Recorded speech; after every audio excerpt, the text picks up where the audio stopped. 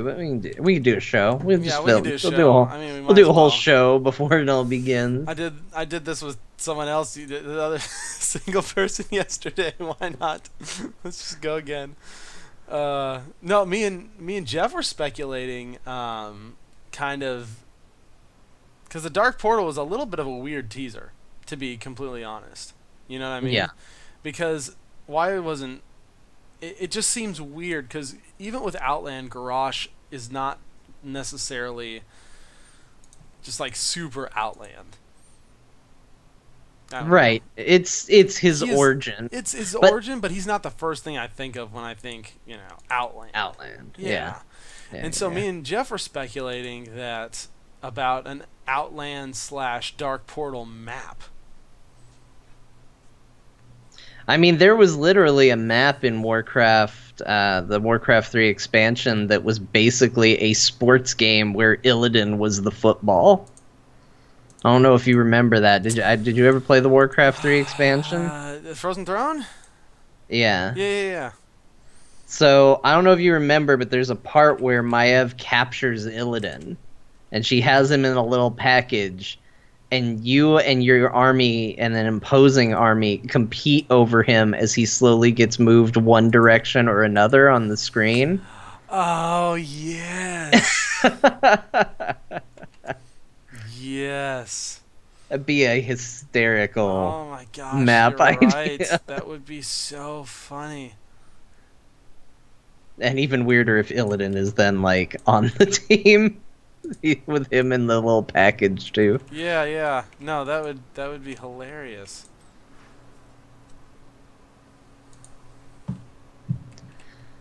But hey, Garrosh, man, what are you gonna do? Uh, I mean, it feels good to have another warrior, and it's true we haven't had a Warcraft character for 5 or 6 times now, so it's kind of the opposite of what it was before.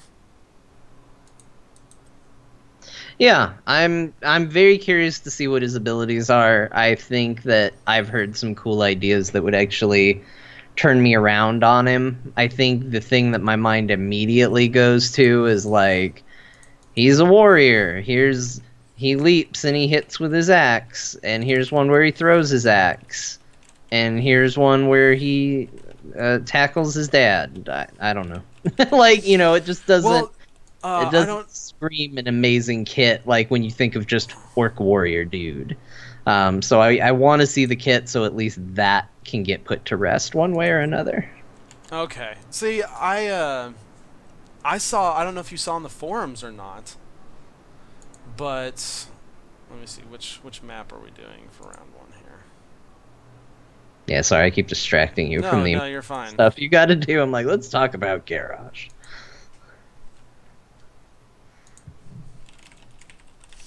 To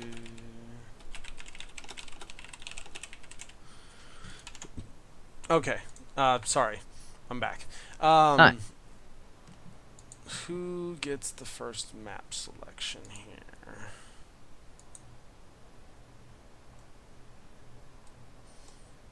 Round one. It is.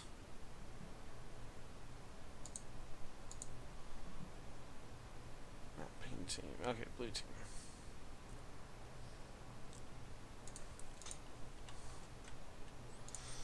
What map you guys want?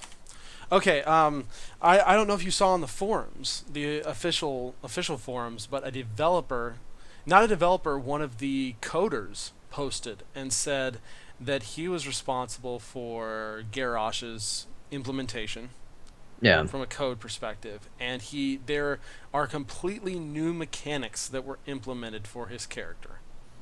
Interesting. I know. I was just like, hmm, See, that's the that's stuff that gets that's me excited. interesting. If you can't win me over with the character itself, you could probably win me over with mechanics.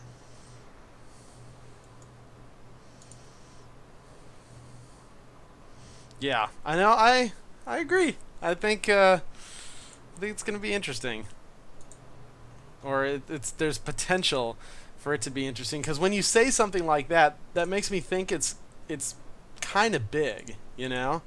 Yeah. Well, I still like it was one they I'm amazed they didn't talk about it more, but that was the moment for me was when they mentioned that potential mechanic. I was just like, "Oh my gosh, that would be so cool." That would, that would be amazing. Yeah, Because he is one of those heroes that has had just a very unique journey throughout Warcraft, like a very complete arc. yeah. No, I agree. So I'm holding off judgment. I'm like I said, I'm not. mm,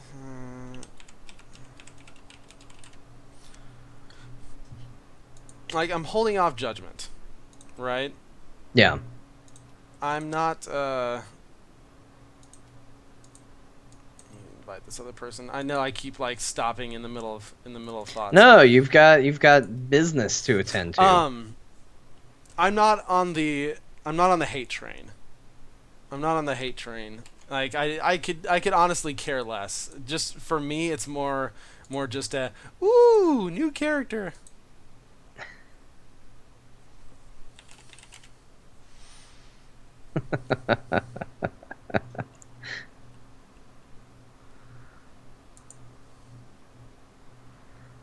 Is Jay out playing today? I don't know. I think he just jumped in.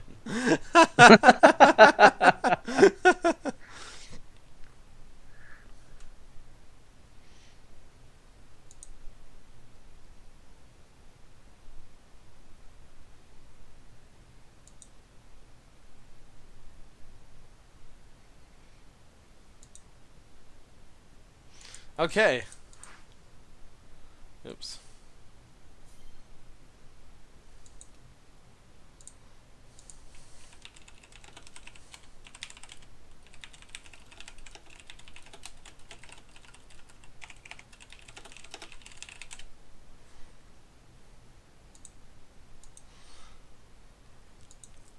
Okay.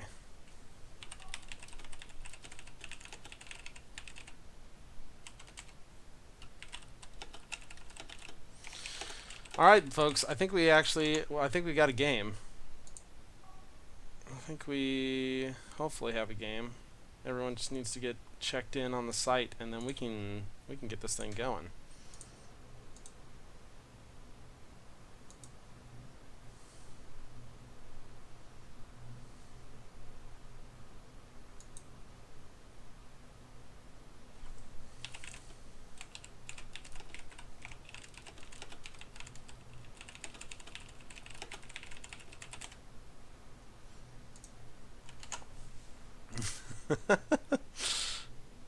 All right, let me get some tweets out. Hello, chat room. Welcome. Thanks for sticking with us while we talk about Garrosh and get everything set up on this side. Yeah, it was my goal to see how challenging is it for you to do your job if I constantly ask you heroes questions and encourage you to No, be this is why I distracted. have you so that people won't get bored while I switch stuff around and do admin things. Yeah, the most exciting part of the job, really.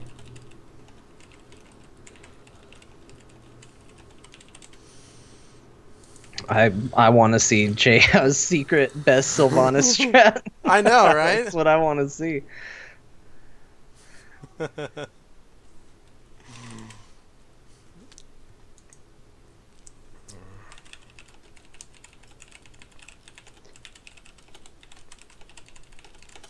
Okay.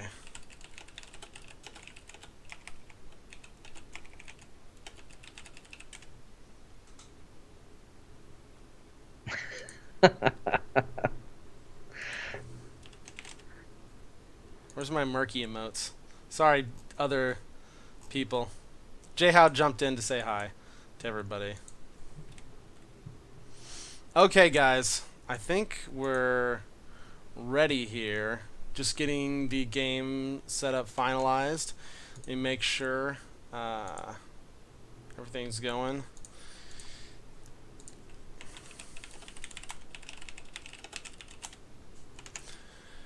All right, we are going to. It looks like we still need.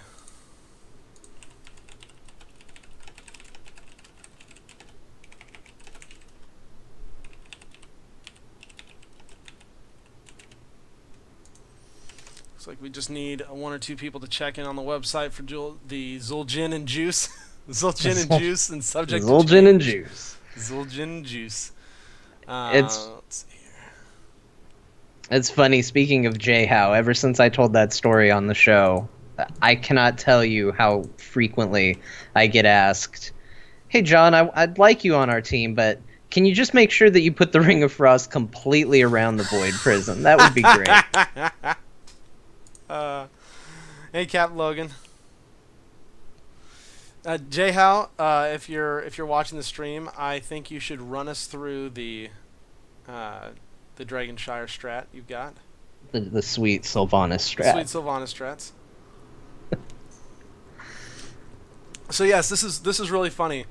We're getting set up. So as yeah.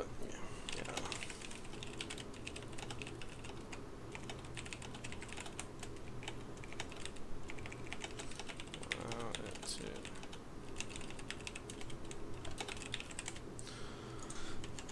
okay.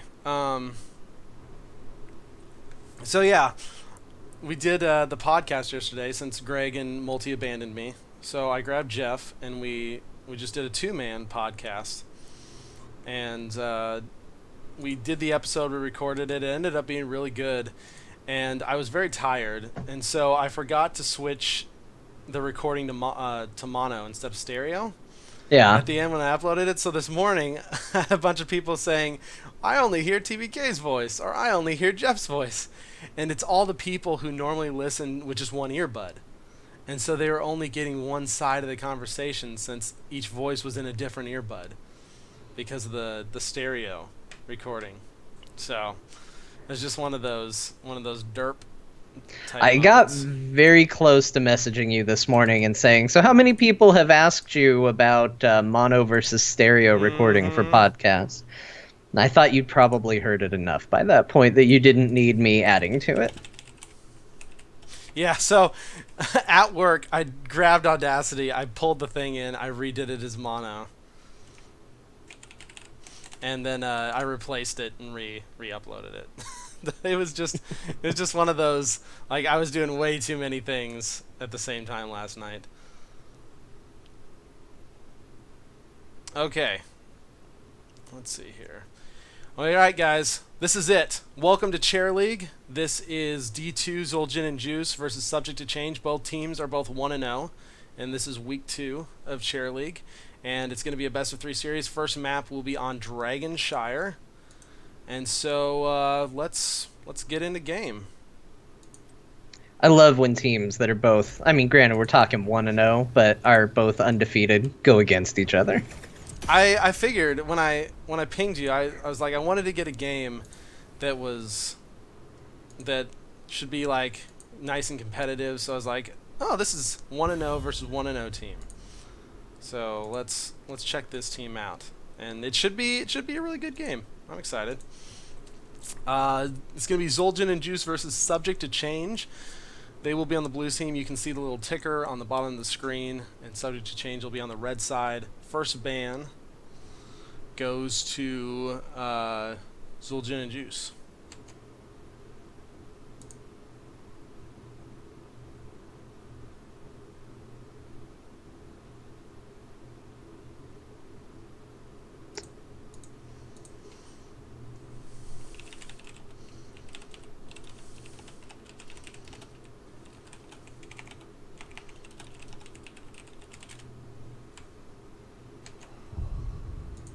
Oh, look at this. We have. You're getting called out, Ryan. I am apparently. Your setup is being called into question.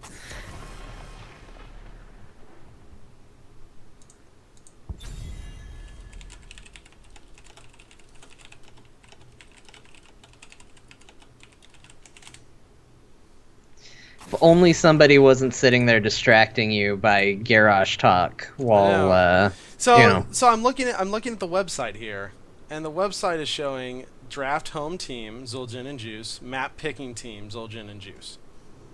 So this is not my fault. You know, this sounds a lot like the excuses of a guy who would put up a podcast in stereo. Oh, John, you're supposed to be supporting me. I mean, I'm supporting you and encouraging you to, own up to it a little bit. No, it's fine. I'm not going to criticize an aspect of this that I have no knowledge of. I'm just here to talk with you.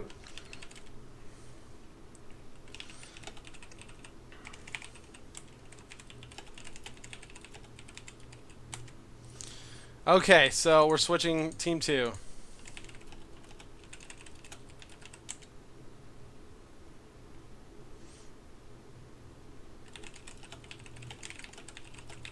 It's been that kind of night. Flame me.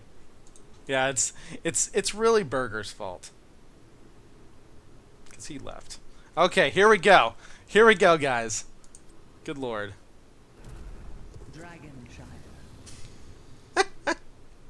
I'm gonna need a drink after this, and I don't even drink.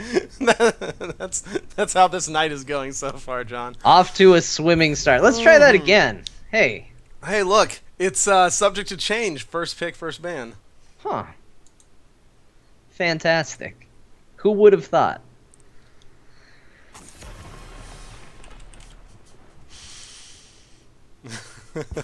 And hey, a Genji ban. Genji ban. A little more believable than the murky ban. Yes. The first go around. We're gonna just pretend that didn't happen. We're gonna pretend that didn't happen. Yeah, Oh, everything's gone smoothly so far. We're just gonna start over. Hey, welcome to Chair League. It's week 2, and we have no idea what we're doing. We joined the draft action already in progress. You can see Genji's been banned. I lived through the stereo podcast.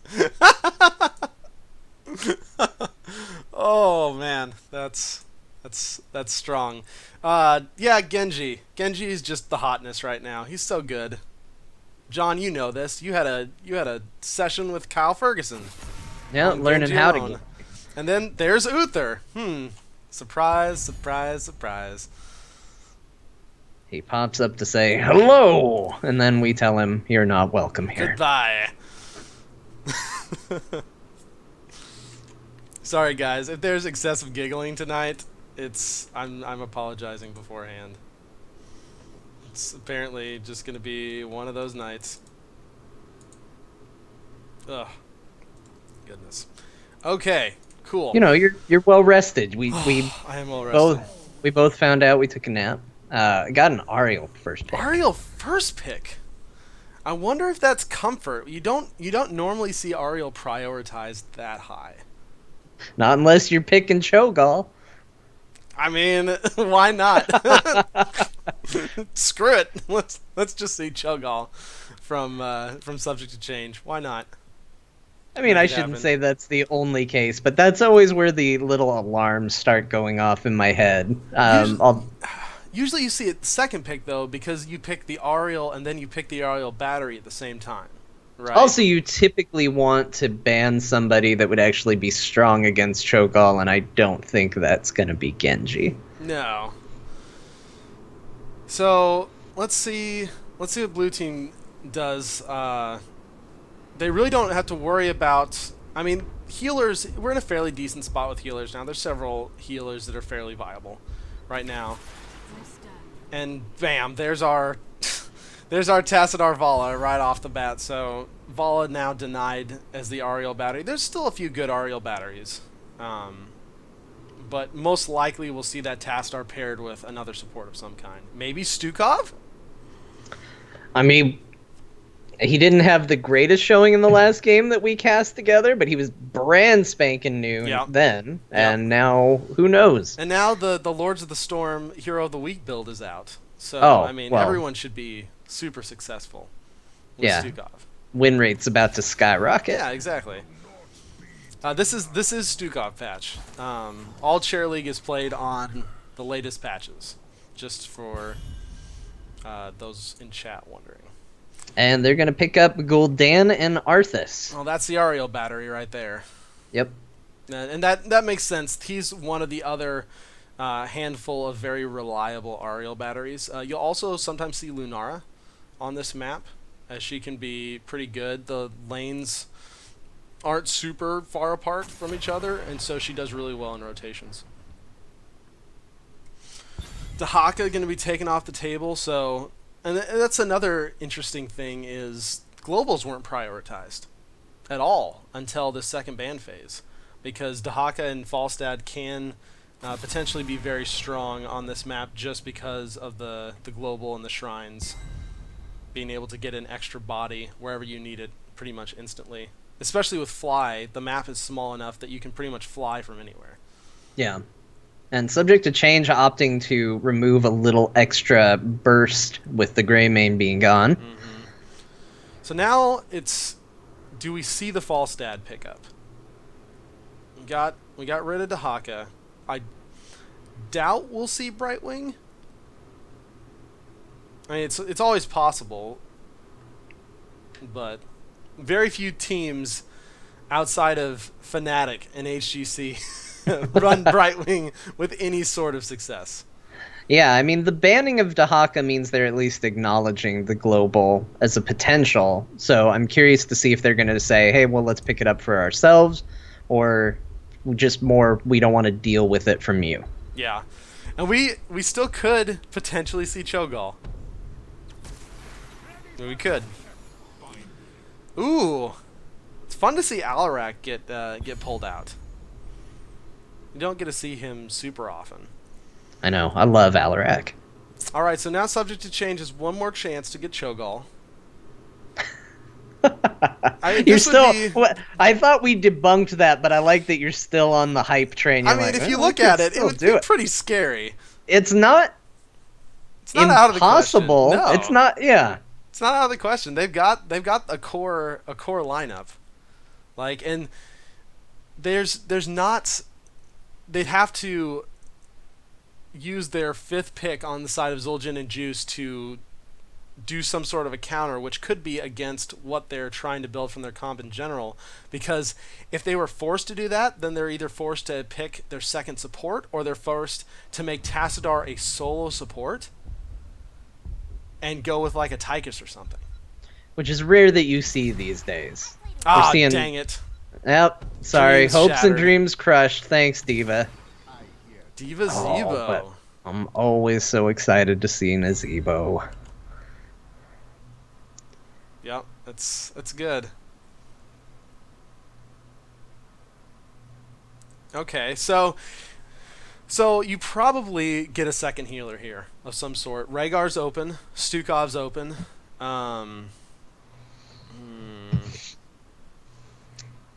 Trying to think what else would fit here. Yeah, you want they kind of an seem to aggressive be support, I would think. Yeah, they're going, it seems, very much for a let's isolate someone and blow them up. Mm-hmm. You've got the pull from Alarak, get someone out there. You've got big burst damage potential from Vala, depending on the build. Tassadar's putting out good damage these days. Alarak's in there. I think an aggressive support just continues to assist with that, or at least someone who's going to help really lock them down. Yep. Yeah, you got a stun potential from Muradin, along with the grab and silence combo from Alarak. It's going to be mouth. Okay. So they are gonna see that other support. So it'll be interesting to see what kind of build we see coming out of Mouth. Potentially Moonfire, as his Moonfire build is actually not half bad right now. If you just go all the Moonfire talents, you can really ramp up the damage quite fast. Yeah. Okay. So looking at these teams, John, who do you think's got this? Well, last week I feel like I kept falling into the trap of putting my favor in the more nuance, and then we just saw so much power come out of those explosive, high damage potential, just eliminate someone comps. Mm-hmm. So, I look at this and I kind of like the multi-tank and spell damage and all the fancy that we have flying over on Subject to Change. But I just don't know if it necessarily goes right in and beats the explosive isolation power of Zul'jin and Juice. And that's the thing, right? I think that Subject to Change can take this as long as they have good enough positioning to avoid that blow up. Because, like you said, I think Zul'jin and Juice is going to be looking to turn these fights very quickly into 4v5s, or just get those single out of position picks with a roaming gank squad. Yeah.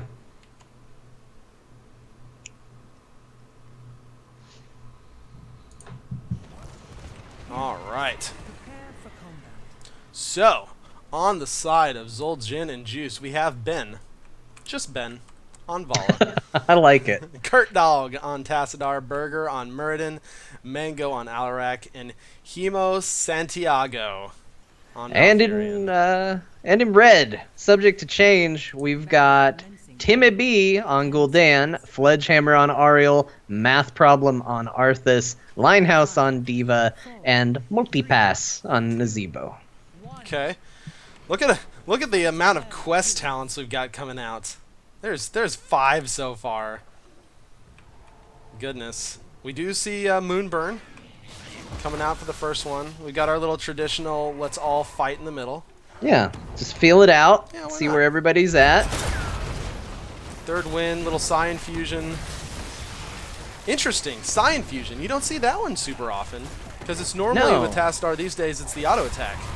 Yeah, that's what we've been seeing more and more of. I'm pleasantly surprised to see someone changing it up, I guess. We'll see how it works out, but nonetheless, I'm always excited to see someone not doing the build you see everybody doing. Yeah. I mean, he's Spider already build got 59 done. for Nazebo, which is popular. I certainly like it as well. Oh, dang. Vala goes down right from the turrets. Her body limply sprawled in the bushes Yep. as it vanishes into the nether. Turrets are still a threat. Yup. Especially at early levels. Top lane should, as long as Alarak plays well, it should split pretty evenly, honestly. You should be able to go toe-to-toe with Arthas pretty well. Nazebo will win middle lane against a Muradin. And then this 3-man is going to be interesting. Diva comes in. They've already got middle multi-pass trying to get in. Burger with a nice Stormbolt is going to stop the channel, and they are able to get bottom back. But dang, the aggression coming out from Subject to Change just right off the bat. Yeah, they're really putting the effort down in that bottom shrine and just this is holding just them make back. Vala a beast down bottom. Yeah. Just like shields, heals, slows, everything a good healthy Vala needs. Level Just 4. watch out for the turrets. That's all. Yes, just watch out for the turrets. Not invincible quite yet. Not there yet. You'll get there, Vala. Patience. And look at that. That's exactly what we're talking about. Screw She you, just turrets. stand there. Got her revenge. Her dark revenge. Got both shrines captured. Zebo should be able to poke this out really well unless somebody chases him away, though.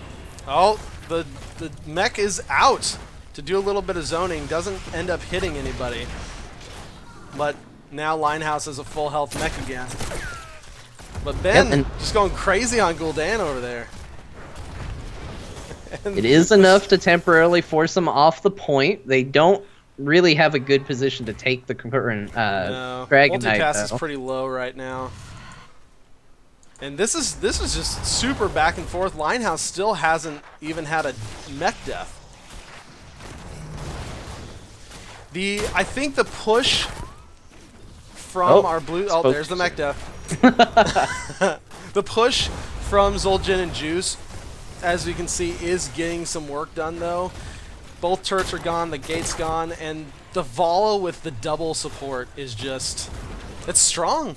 Now, they might have an opportunity here because Nazebo has to get out of dodge. He's super low. He's in a risky spot to keep fighting. Low mana, very low health, but they're able to get the shrine top and give him some relief. Math problem gives Zul'jin and Juice problems of their own. I see. Yeah. I see what you did there. Yeah. Linehouse getting chunked by Vala, loses another mech as, man, bottom lane just continues to be dominated by Zul'jin and Juice. Oh, but Alarak extended a little too far. Math Problem able to take him down, forcing Burger to rotate up and take care of top lane, while Malfurion looks like he's going to head middle. And this may potentially give bottom lane a little bit of relief. Kurt Dog taking a ton of damage. Yeah, they're finally at a point where they can put some pressure. Oh, but D.Va goes down. Someone forgot to hit that mech button. Oh, run, Ben. Good job, Ben. Ben makes it out. He does. Ben's not worried. Ben knows no fear. Yeah, and that gave time for Alarak to come back. And Yep, this is people are back interesting. up. Gul'dan went Hunger for Power. And it may have been a good decision because Yeah, that 15% increased spell power certainly chunked that ball a good bit. I was gonna say, and he immediately put it to use. I was getting ready to say he died, and instead he did the opposite. He lived. Yeah, because it's only reduction in healing from allies. It's not reduction in healing from his life drain. Nice wall, and Santiago just gets absolutely destroyed. Beautiful zombie wall by Multipass. Well, this is all but assuring that they're going to hold on to the bottom for a while now, even as Vala is making her way back. Top looks like it's going to be going over pretty quick, and we'll see how it bears out having our two tanks shooting each other here in the middle. It's just something about Arthas on a surfboard. You know, what are you going to do in Ice Crown on the summer, man? Yeah. You gotta figure out some way to have fun. As Azerothian global warming occurs and Ice Crown melts, the Lich King must surf. That's right. Oh, another great zombie wall. Ben getting extremely low. It's taking both those healers to really keep him up well right now. Alarak's doing a good job in the middle, but so D.Va shouldn't be able to get the Dragon Knight. But level 10 is here for the side of Subject to Change, but right behind Zul'jin and Juice. They've been keeping this XP neck and neck. And Gul'dan's already done with his Pursuit of Flame quest. Yep, we now have ults picked on both sides. Looks like Nazeebo ended up going with Gargantuan. Yeah. Bunny Hop on Bunny D.Va. Hop, yeah. I'm That's always a little- fun one. I know, I'm always a little happy when I see Bunny Hop get taken. And it's Wall, not Archon. As well. Oh, beautiful! Aegis won't be able to save. No, he did not have enough hope. It was hopeless. The Angel of Hope can only do so much. And Oh, Limehouse. we are just seeing the power. You know, this is not how I expected them to use this team, to just kind of babysit the Vala and just make her superpowered. Oh, but Malfurion goes down. Dang, Gary the Gargantuan just tearing people up with and the spider build is really starting to show some potential now as the Widowmaker's quest is done. Yeah, this is the moment where you can't underestimate Nazeebo. If you give him a chance to put spiders on you, it's gonna really, really hurt. Yeah. Oh, a nice multi-shot. Fear goes out and doesn't actually hit anybody, so that's a big cooldown. That was wasted a little bit. Multi-pass. In trouble, Vala after it, but a nice save from Ariel. Oh, the detainment strike so good, and that extra spell power from Timmy is just really, it's making a huge difference. Yeah, Vala just gets sent back through the gates in the worst way possible, like a little rag doll. All right, Dragon Knight is up again, but no one is really in a good position to grab it right now. You can see Gul'dan was very calculated when he went that Hunger for Power build, because he did grab Consume Soul so that he would have a second way to heal himself apart from his Ariel and his life drain. And this has actually been the real problem with Subject to Change this match, is they've done a good job controlling both shrines. They haven't been able to get any Dragon Knights, and they've been the one losing structures, despite winning the shrines. Yeah, and despite having most of the kills. And down she goes.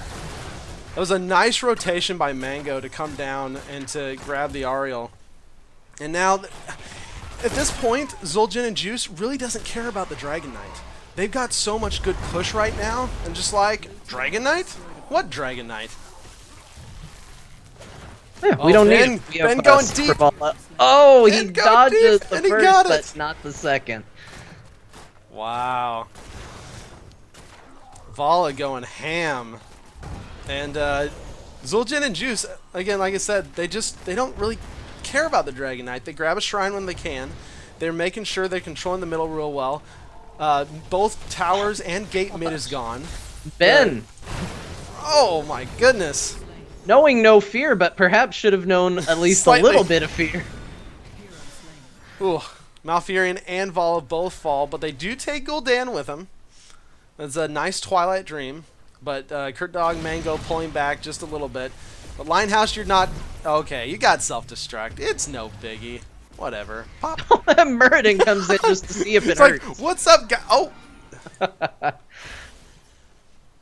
But yeah, I mean, look at the siege potential right now. We've got a half-health fort mid. The fort bottom is dead. And Arthas is doing a decent job up top, but Arthas is not a sieger. And he's not going to compete with a concentrated push. The Merc camps look like they're about being stolen. Burger does pop Avatar to try to keep people away, but so much damage coming out from Gul'dan right now. Yeah, they're able to take it. No deaths yet, but about to change. There goes Muradin. Vala came in just a little bit too late. Arthas with the flank. Linehouse, the mech does fall, but looks like Ben will go down as well, and that is 3 for nothing. And this should be an easy Dragon Knight now for subject to change. Yeah, and this is exactly what they need. They've been doing well on the shrines, but they've been losing momentum. Now's the time to get that momentum back. And they got a nice push bottom at the same time. Gul'dan in the middle. He's going to go ahead and channel. They're going to push this bottom as much as they can with these giants while the Dragon Knight split pushes in the mid. And this is exactly what you want to do with this first Dragon Knight. Yes, this is still it's crazy. We're already 11 minutes into the game, and this is the first Dragon Knight. So it's actually a decent Dragon Knight. And now we have subject to change with 16 talent tier advantage. Yeah, it's gotten them right where they need to be. The experience is now showing exactly how well they have been playing, at least with regards to fights and objectives. But I think case in point here is that they're still about even on structures. Yeah. And that's the testament to how good Zul'jin and Juice has been doing on keeping structure pressure on them for this entire match. Yeah, for sure. Little value of the Dragon Knight. Someone's going to have to rotate down. Tassador's going to do it. Take care of these giants before they get too much keep structure damage. A nice Alarak charge, though, and Nazeebo is taken down. But it looks like this top fort is going to fall instead. But the question is, will they get some picks on the way? Timmy's like, no, must kill. Not done. I got one more breath for you. Oh, a lot of... There's a danger zone. Going out. Oh, Burger takes it. Burger takes almost the entirety of the self-destruct damage, but a beautiful Alarak telekinesis, and it kills 2. Fledgehammer going to go down as well. Timmy trying to do what he can, but he's not able to take Ben out, and it is a 5 for 1. That's rough. That is... They had momentum, and that is not what you want to do right at the end of your momentum run. No, the big thing is subject to change stayed way too late up top. They had 2 members die, down bottom, and they knew that the rotation was coming up, but they stayed too late to finish off that fort when they really didn't need to, and so they got caught in between as they were retreating. Oh, but Alarak goes down.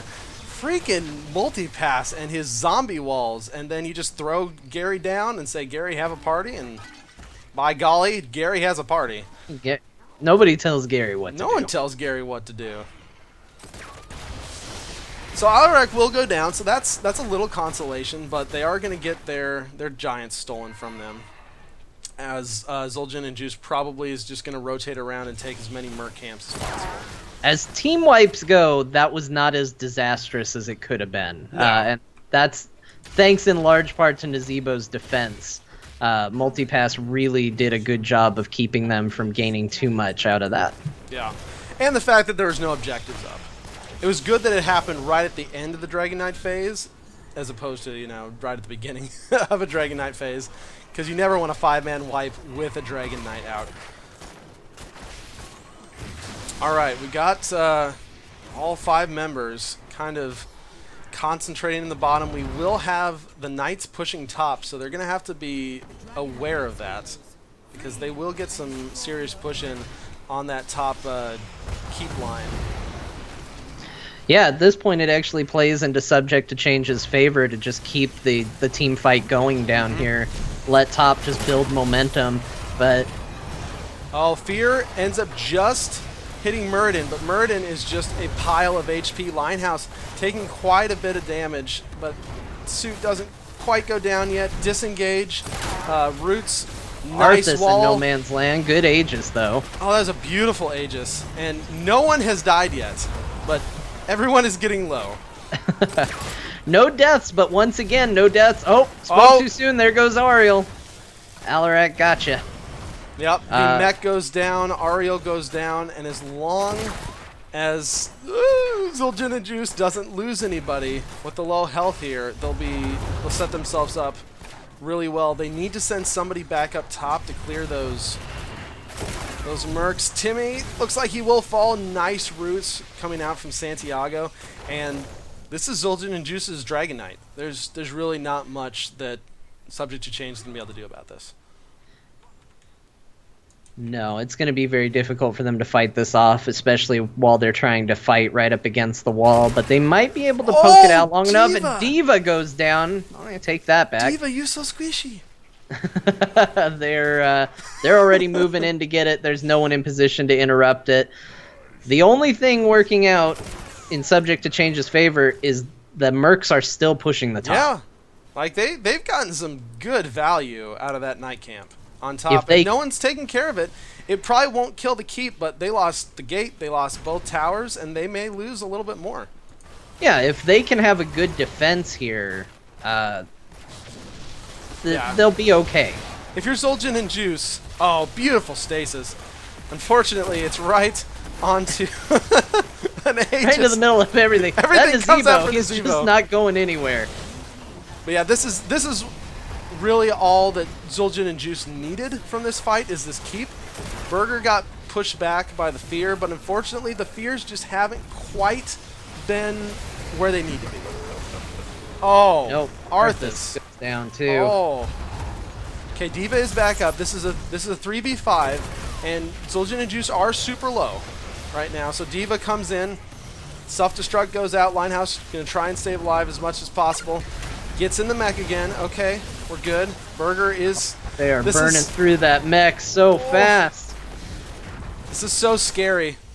Because if one or two more kills... Oh, no. There goes the Ariel. Everyone is so low. Gul'dan is probably one of the best people to have up alive for the defense. Those Fell Flames are just doing so much damage right now, and everybody on the side of Zul'jin and Juice is so low. It looks like they will decide to retreat, and this is probably the smart thing to do, because they don't want to hang around, not get hardly any, if any, damage on the core, and then have people respawn and then get picks because they're so low.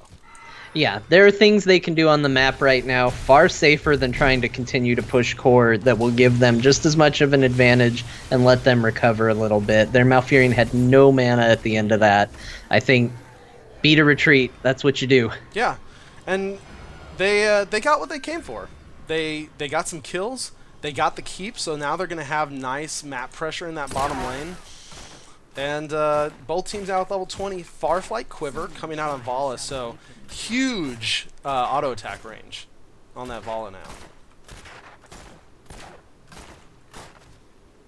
Alright, anything else? We've got Haunt, which is going to give the vulnerability. Diamond Resolve, which is interesting, coming out from Ariel, which gives the 50 armor for 5 seconds after Aegis expires, which makes it very hard to burn down Aegis target. Nazebo did go with Vile Infection, though he has not completed the quest yet. He's not too far off. He's got about 25 more to go. Yep. Oh, look Diva in trouble from the gank bush. The beautiful 5-man Fear, though.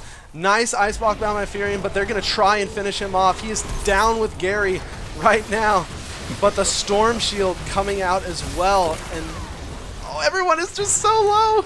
Aegis comes out. It was such a nice gank, but they burned everything doing it, and they didn't have much to follow up with the fight.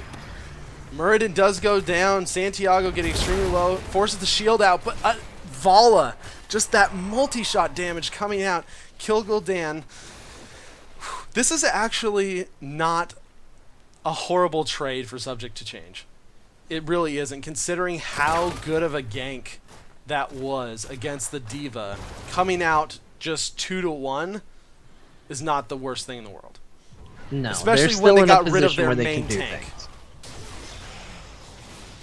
And they're once again in a situation where they've got Mercs pushing the top, although it looks like Alarak might be going up to deal with those. Yeah. Doesn't want to deal with that again.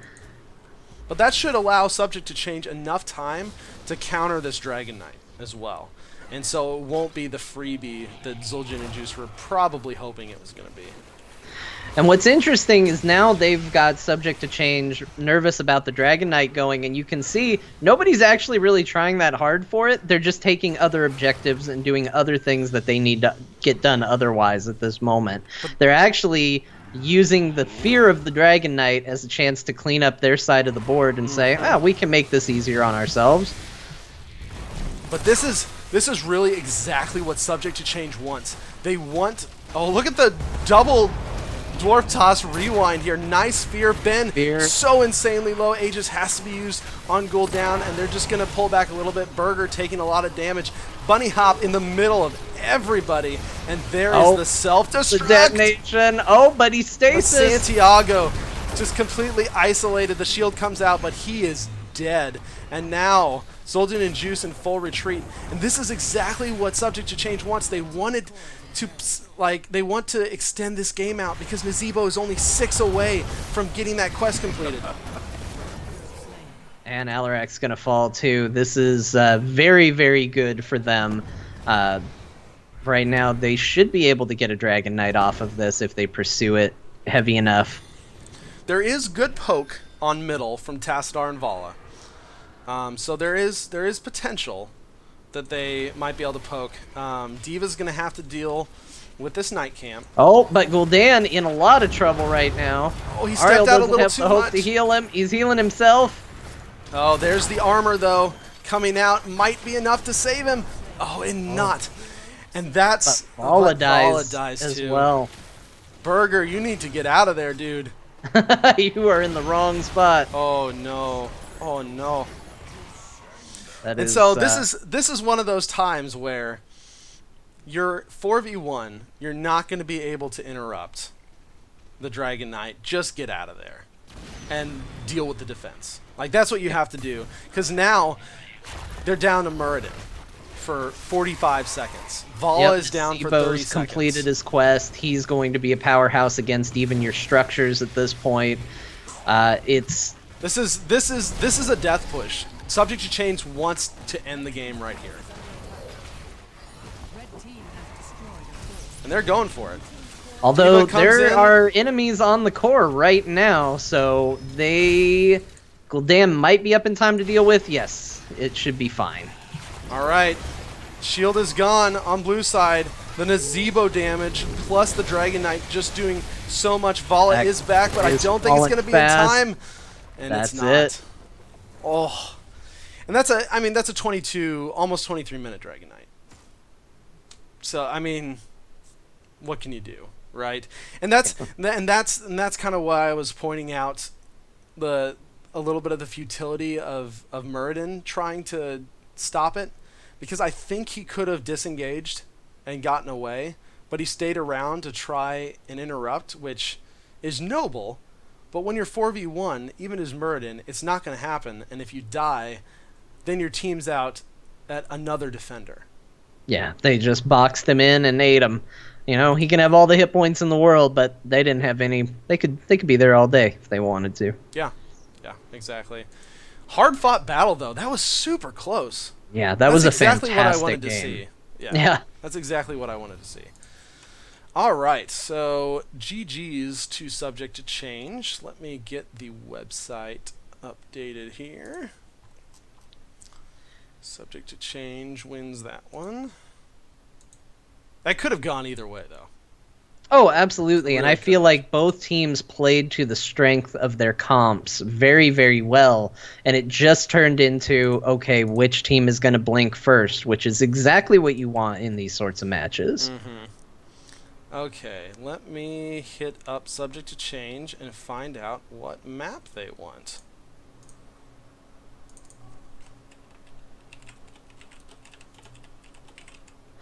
Now, no pressure, TBK, but just remember, you got to get the bands right this time. Yes, Zul'jin and Juice will be first pick, first banning this time. And subject to change is going to be picking the map. And it's correct now on the website. I don't know why round 1 was messed up. Maybe it's just round 1 things. Whatever. Maybe somebody was hearing a podcast in both ears and it threw them, and they just Yeah, clicked the wrong thing. super weird. Yeah, Whatever. like Beatles music. Yeah, exactly. Okay, so we're going to be going to Sky Temple for round 2. All right, that's exciting. Yeah, I So like that let's. choice. Seems to play to both the strengths of what we saw in that first game, which is, play whatever comp you go for effectively and strongly.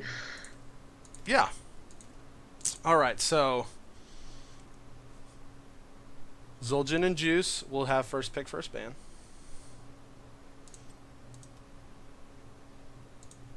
I'm remembering that correctly now. We're good.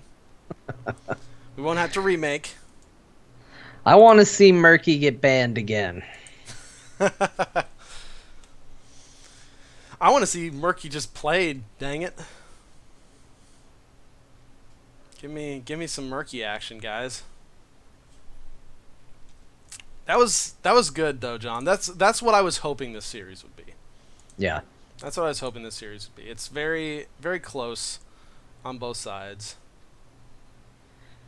Yeah, I'm not going into this saying, any team is in a better position than the other. I mean, obviously, subject to change, they've got a victory under their belt. You can ride that momentum, but I feel like Zul'jin and Juice played at a level where I don't think they should necessarily feel bad about how they played that last game, Yeah, and just say, all right, we made some mistakes. Let's tighten it up. Let's do it again.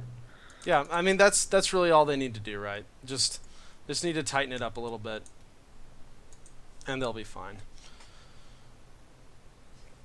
All Their right. Bush party was Oh, fantastic. that It was was a so very good. fine party. That was so good. And honestly, if Subject to Change hadn't executed it just a little bit better on the I mean they came in and they executed it so well even though Diva was lost so quickly. That's what I meant to say. Yeah. The flank was fantastic, and they were just able to get the picks they needed to keep that from snowballing out of control.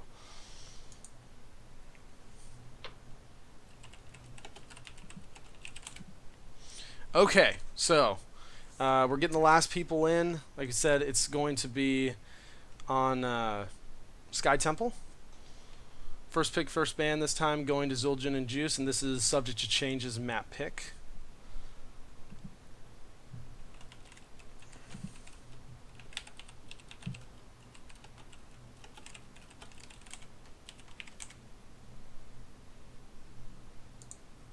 I like that you're just double checking before Just we double ready up. checking.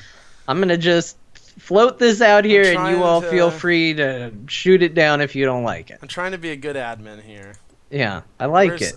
I need my where's a here we go. I need to use these emojis more. Here's my Asmodan cool emoji. My Illidan surprised emoji. My Ragnaros raffle emoji. Yeah, this is important. That's very important. I mean, these emojis don't get used enough. People spent time making these emojis. It's it's good. So what are these the lesser used but should still be appreciated emojis? They're trying to invite their last team member, and they think he's pooping. Hey, Sounds like an that episode was of Core. a rough match. It does sound like an episode of Core. I'm glad we've really narrowed our niche in the Heroes podcasting scene. You got the poop jokes. Yep, It's poop all good. jokes. I'm looking for a podcast that caters to my fondness for poop jokes. Well, we It, got you covered. Core Heroes Yep, at heroesforyou.com. thank you. Glad we put this advertisement in there. That All was important. right, here we go.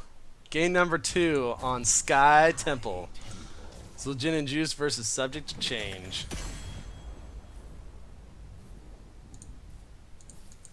I'm experiencing a little deja vu. But we don't talk about what I'm remembering, so it didn't happen, right? We pretend that Zul'jin and Juice first ban just wasn't a thing that I've already seen today. Yeah, this is completely new. No, there's not a hitch. Not a single hitch in this game. And Uther. Uther! I'm not going to be in the games today, heroes. Get out of here. What are the odds we're going to see a Genji ban? I mean, hey, sometimes you just know what you don't want to see. Yeah. Uh, Sometimes you just need healing, but it's denied to you. yeah. And I don't know. I feel like Genji's a good band still right now, but Oh yeah. could see them saying, nah, we think we could ban something else. I'd say Genji is more dangerous in competitive play, and there's the Genji ban. Yep. He's gone. Just the coordination, because to play Genji well, you have to have a lot of patience, because you have to wait for the enemy team to use specific cooldowns before you go in. You can't just be all gung ho, because he's not gonna do a ton of burst damage when you're full health. Like, it's not gonna mean anything. And he'll just be in there, and he's just like, well, I can deflect, I guess. Maybe, do a flip out, and that's about it. But as soon as someone gets low, it's scary times. Oh, we got a lion Greymane, Yes. and that's the truth. Man, we're just killing it tonight. I like Just that's your killing definition it. of killing it. You're like, oh, John made a pun about a lion. Killing it. Did it. I like the Greymane pickup, though. He's extremely strong. He's a great skirmisher. Let's see if they'll go with the Ariel. I mean, if they want Ariel again, they do have potential. There's the Gul'dan Ariel. They're back. Okay, they liked it. I mean, it worked. It worked fairly well. Like, they didn't lose. They didn't lose by much. Hey, gang. I heard you liked Gul'dan and Ariel, so we've decided to put them in all the games. Yeah, why not? I mean, they're strong heroes, no doubt about it. And they were played very well, so there's nothing wrong with going with comfort picks, especially because Greymane doesn't necessarily tell you anything. There's a lot of different comps that he can fall into. So leaning back on comfort picks that you feel strong on is not a bad idea. No, not at all. Especially if they'll give it to you. Why not? Why not play something you're really good with?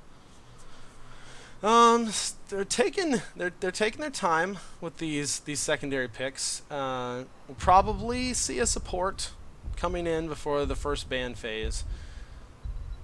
I still want to see a Stukov. I want to see a well-played Stukov. But it's going to be Varian Rhaegar. Oh, look at that. They're in matching outfits. That's cute. I don't know why this is the most important thing to me, but hey, they look like they belong on a team together, so that's very exciting for me. You know what the most important thing is, John? Will that be a Twin Blades variant? Well, let me ask you a question, TBK. Are you going to be playing Varian this game? I am not. Then probably not. Yes. That joke never gets old. No, Taunt is just so good. It is. It's incredible at lockdown. It's on a 20-second cooldown, and it can cause you to have to burn much higher cooldowns to get out of it, or to get out of the situation it puts you in. So it's incredible value. And look, I respect your love for the Twin Blades variant. You It's know, true. you've got a thing you're passionate about. It's good that you're passionate for it. They removed Kael'thas. I'm going to assume it's because he matches the skin motif, and they assumed he would be the next one to come out. It's true. Like they're going for red, it seems. So, and then the Arthas band hovers like, you can't put together the same comp you did last time. We can stop that right now. The Kael'thas removal seems to be a little more. We're taking away the mage that can match Gul'dan. Because Yeah. Gul'dan and Uh, Kael'thas kind of, from a wave clear perspective and from a potential damage perspective, are somewhat similar. And see, Jayhow's in chat. He knows. Twin Blades well, plus Abathur. That's really, it's literally the most broken thing in the game. Like people, it's sleeper OP. People don't know about it, but when it happens, like you never forget it. well, I still don't know about it because the Twin Blades game you picked it, we didn't have Abathur. So, Well, I, sometimes I get a little excited, but I'm just gonna have to grab Jayhow after this and show you. It's incredible. So they're gonna steal the Muradin on the side of Subject to Change and grab the Diva again. So it's just like, well, you stole our Arthurs, well, we'll take your Muradin. yeah, I like this. I like. Well, it worked last time. It'll work again. I'm just like, picturing two heroes like looking at each other and just like maybe like Abathur maybe and like one of the Lost Vikings, and he's just going, I'll take this one, and then just like slaps you, and then Abathur goes illogical slap and just takes the other one. That, I don't know, it's a bad metaphor, but it was a fun picture. I'm glad you took us on the journey, though. Did you have fun, TBK? Because at the end of the day, that's what matters. I That you did had have a good lot of time. fun. I'm having a blast right now. So, okay, Li Ming comes out, kind of like you said. Oh, man, Alarak's back. Oh, but he changed up his skin, so it's like it's a new hero. Oh yes. Oh, no, then No, he changed right back. no, we're not gonna get. How do you? Is it Nazgoth? Nazoth? Nazoth, yeah. Nazoth. Silent G. Nagath is a sign you put up if you don't want emo kids hanging out around your town. Around your treehouse. Yeah. That was an awful joke, and that has now bought you license to say whatever you want, TBK. So super insensitive. it was wrong because first of all, Minus 50 goths DKP. are not emo kids. I will say that I know that distinction. In case there are any that decided to check out Chair League tonight and I know. would potentially We're be gonna have to really send you offended. to chair league sensitivity training now. Yeah, it's not good. I like the Li Ming pickup though, and Varian's gonna be solo tanking this, which he's completely able to do. Taunt Varian is a very strong solo tank, and especially with the Alarak Li Ming, this is and Greymane honestly too with the dive. Sorry. Okay, I'm good. They just stole the Muradin. Okay, that's great. If at first you don't succeed, John, try again. Yeah, but they did succeed, so I guess they're okay with it, right? They're like, all right, well, we'll switch out. Yeah, that's even better, right? They just switched out the Arthas for the Muradin, and it's just like it worked once before. Maybe it'll work again. Yeah. But yeah, I mean, over on the side of Zul'jin and Juice, you can kind of see the strategy. Varian charges in, taunts, and then between Greymane, Li Ming, and Alarak, that target is probably going to be Deadsies. Yeah. It's a lot to have to deal with. Now, it does put a lot of people in prime position for Nazeeba walls, for spiders, Yes. for Gul'dan to say, I'm going to put magic there.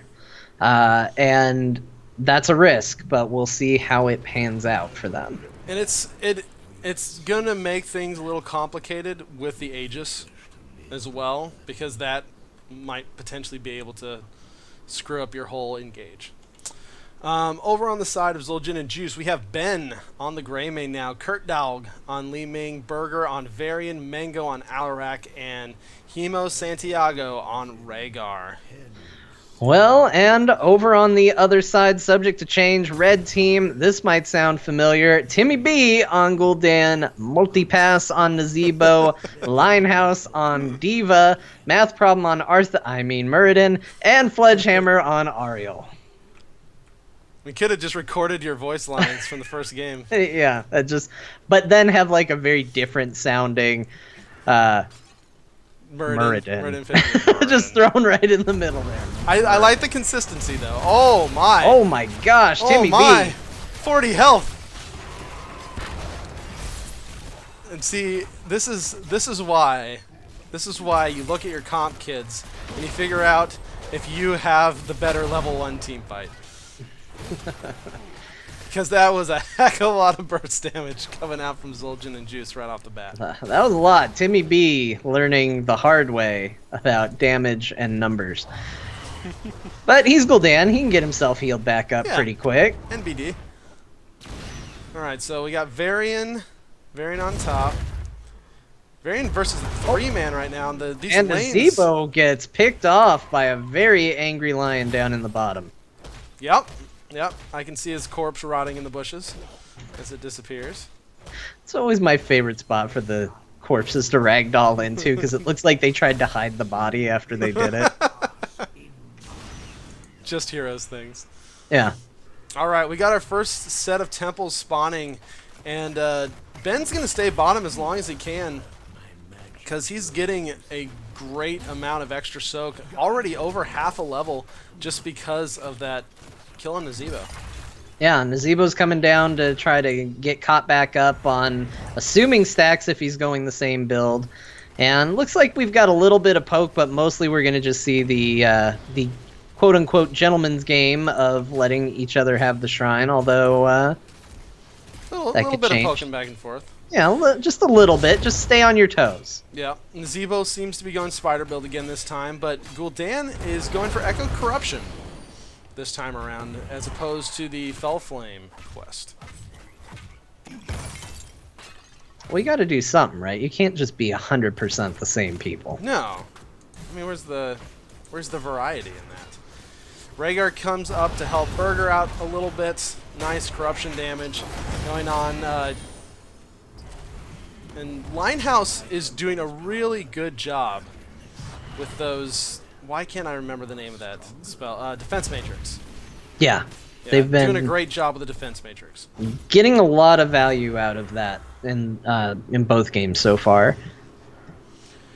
So pretty much even split as far as the structure damage from the temples. Nice use of shield wall.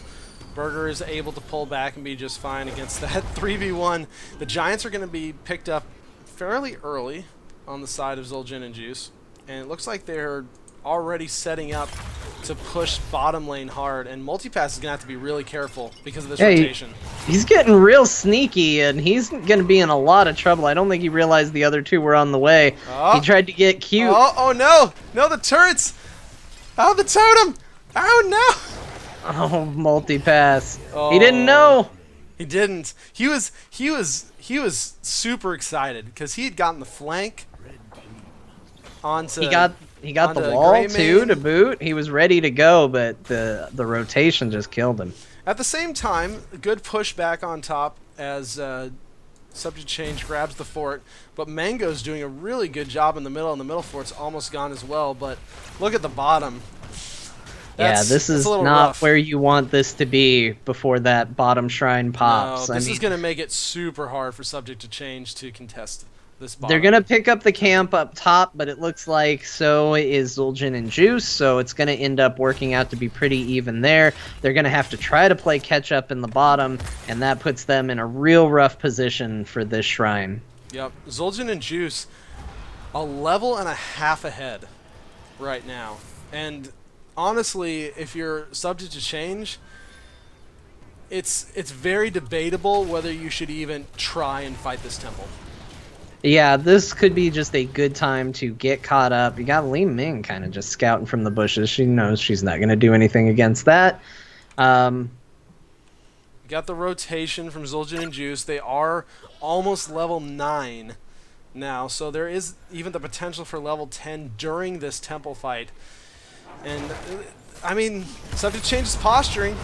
Muradin's jumping on. I mean, if you can steal it, get some shots out of it. Muradin is survivable enough; he might be able to get out of there. This is actually a little surprising that they're not being Zul'jin and Juice isn't being a little more aggressive. There's Kurt Dog. It's now 4v4. They just at this point just if you're Zul'jin and Juice, just play safe. You don't want to lose somebody before level 10.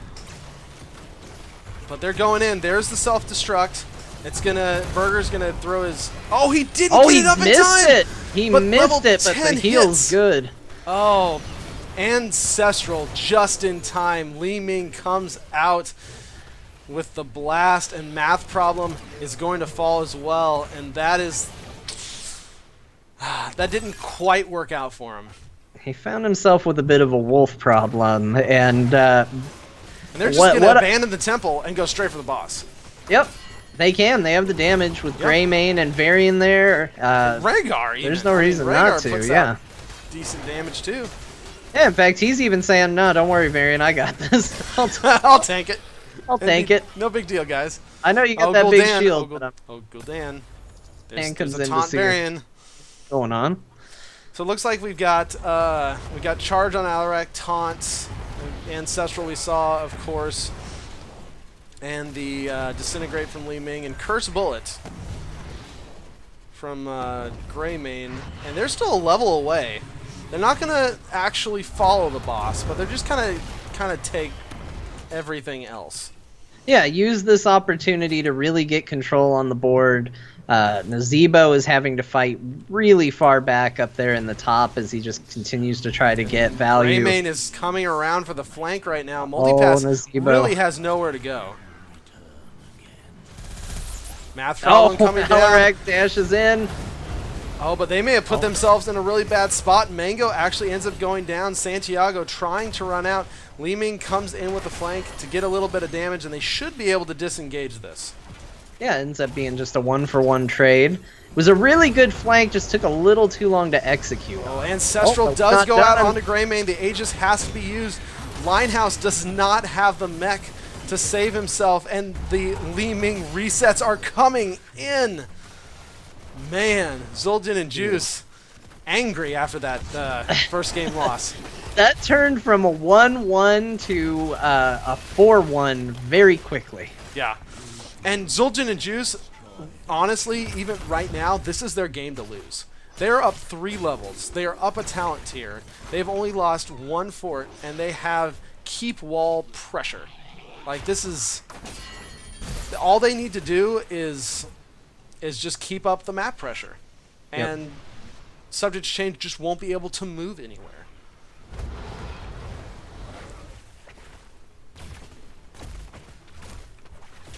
And it's hard to fight 2 levels in a talent tier now, John. They're going to pick up more mercs.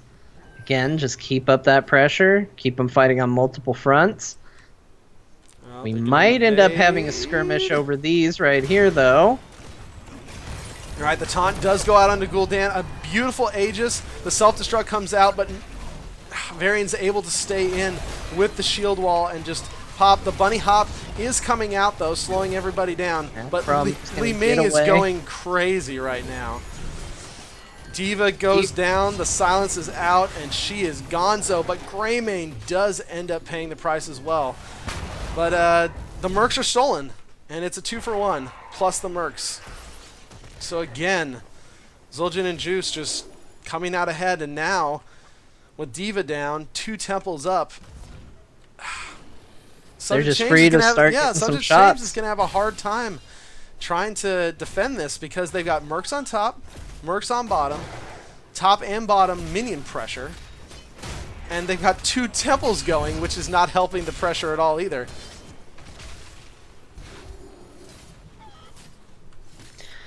It does look like they're going to be able to put up a little bit of a fight here at this shrine if they want it. Right now, they're just kind of eyeballing it. And smartly, Zul'jin and Juice just says, all right, you can have it. Yeah, the We've rest had of our it. fun. Oh, Oh all those no, our A's looking for a towers. re-engage. There it is. Nice taunt goes out onto Muradin. Aegis is forced to be used, but now it's Zul'jin and Juice who's actually a little bit low, but math problem just got out a little too far from his team. Ben in the back taking a lot of damage though. He might fall, and he does. Muradin not able to save him. And Gul'dan's going to be forced to retreat backwards. But level 13 almost here for the side of Subject to Change. Li Ming does come in, but they are able to grab the last few tower shots. And what Zul'jin and Juice are doing so well is they are just doing this good job of getting in, looking like, hey, let's start a fight. Let's get an engagement going. And then they look like they're going to abandon, and then they just turn on the spot and blow somebody up. Yep. They go from retreat to full aggression very, very quickly. Level 13 finally here. We are going to get Healthstone for Gul'dan, and of course that very needed ice block on the side of Zebo. But the first keep falls at just under 11 minutes, and the map control on the side of Zul'jin and Juice is just so good right now. Looks like we might see another little skirmish over these. Lots of pressure coming out from the bunny hop. Oh, Alarak's in trouble. He's going to get away. Burger also in trouble. The mech is down. Burger, the Ancestral was used. Kurt Dog trying to get as much damage as he can. Math problem does fall, though, and that is the Li Ming reset that she needed. Unfortunately, she doesn't have a whole lot of mana. Linehouse is going to fall as he doesn't have a mech along with Ariel. Gul'dan goes spinning. And Multipass, you are safe? It's safe-ish, maybe? Depends on what that Alarak does. Spiders. Oh, spiders. Yeah, he's going to get Alarak away. was hungry, yeah. But, again, 4 for 1. And boss is back up. Not the trade you want. No, and it's a bad lane for the boss to be traveling down if you are subject to change. Yeah. Zebo's going to just hide in a bush. Because, Subject to change. Almost 2.5 levels down. They're down 16 talent tier. And it looks like, and this is the smart thing to do, it looks like right now Zul'jin and Juice is going to push with the boss. And this is exactly what they need to do. They have talent tier advantage. They have a boss. Like, take advantage of this. Gary popped early just to try and disengage a little bit as Zul'jin and Juice tries to move their minion wave up as quickly as possible to actually get some boss value. And their reaction to Gary is, we'll kill him too. Just kill everything. Yeah. Boss is on the core. It is getting melted pretty fast, though. Burger way ahead of his team. Really far ahead, but His bunny hop comes out. Nice sphere going down, and this is going to be close. Self-destruct comes out. Kurt Dog is the recipient of the Ancestral, but I think Zul'jin and Juice may need to pull back. Mango goes crazy. This Burger barely gets away. Oh, he's taken so many shots, he ends up dropping. And I mean, you could see what they were going for. Had they been in a position where they could have gotten a takedown, they might have been able to make something happen. As it stands, the corruption coming Dog. out. They want this. This is exactly what Subject to Change needs to do. They need to chase this as much as possible. Multipass says, no, Meridian, you just wait there until I decide to put the wall down myself. All right, so That's... I'm going to call this... Well, I mean, you can kind of see it, but that was definitely a misplay on the side of Zul'jin and Juice. We have 16 talent tier now from Subject to Change, and they had a good idea going in and pushing with the boss, but they just weren't there in time. They were too far behind the boss, and the boss was at maybe a 5th health by the time they even arrived. yeah, they let Burger overcharge a little bit. The boss had already been fighting. They stayed behind to fight Gary, of all things, a little too long. And you could see why they were doing it. They wanted to let the minions be able to walk up and get pressure too, but it just pushed everything about that engagement back further than it needed to be. Yep. And now Subject to Change gets most of the middle temple, and now they have the talent tier. They're only a level back now. They can fight for this top temple if they want to, and in some ways they need to, because bottom is going to keep pushing. Yeah, they have a very small window that they can fight before they're going to need to send someone to go back and help protect the core. So they need to try to get their position here, at the very least get the shots like they are as soon as they can before they're outnumbered. Taunt onto Muradin. Oh, Curse bullet comes out. Blown up. Blown the heck up. Aegis has to come out onto D.Va, who does not have the mech. She is pulling back. A nice charge by Alarak in the silence. Timmy is going to go down, and the death march continues. And at this point, you can probably end bottom if you're Zul'jin and Juice. Yeah, with minions already pushed up to the core, you have a real option to get in there and make something happen. Because it's a Zebo, which is a decent defense, but D.Va does not have her mech yet. And so she has to stay back and be careful. The taunt comes There's out. The taunt. There's the stasis is going to buy him time, but not his life. And this is going to be game. D.Va can't stop Be this. it. No. They'll just stay. They're going to have that core done long before it blows Woo! up. John, we got a series. We got a series. We got and a that series. was a dominant victory Woo! from Zul'jin and Juice. They were thirsty. Good. They were thirsty for juice. They they ran out of juice the first time. Now they said, well, time for more juice. Time for more juice, and boy, did they juice. That was, like you said, a very dominant performance by them. Wow. I just feel like look at that gray main damage. It hit that first Nazebo death, and the momentum just stayed from that moment on. And there was a brief little hiccup in the middle where they lost a lot of people, but they were able to recover before anything super substantial got turned against them, because they had such a dominant amount of pressure before then, and it just was a momentum game the entire time for them. Yep. All right. So it looks like our third and final map is going to be Battlefield of Eternity. Nice. I like that one. Battlefield of Eternity. It's up there. It's one of my favorites, I would like say. It too. I like it It's too. no Towers of Doom, which I was secretly hoping for. That's what we always secretly hope for. I know. It's I don't even try to hide it. It's just like, oh, what if they pick Towers of Doom? I say that every match. What if they pick Towers of Doom? But no, I completely agree with you. I think that Nazebo kill on bottom was definitely the point where the momentum swung completely.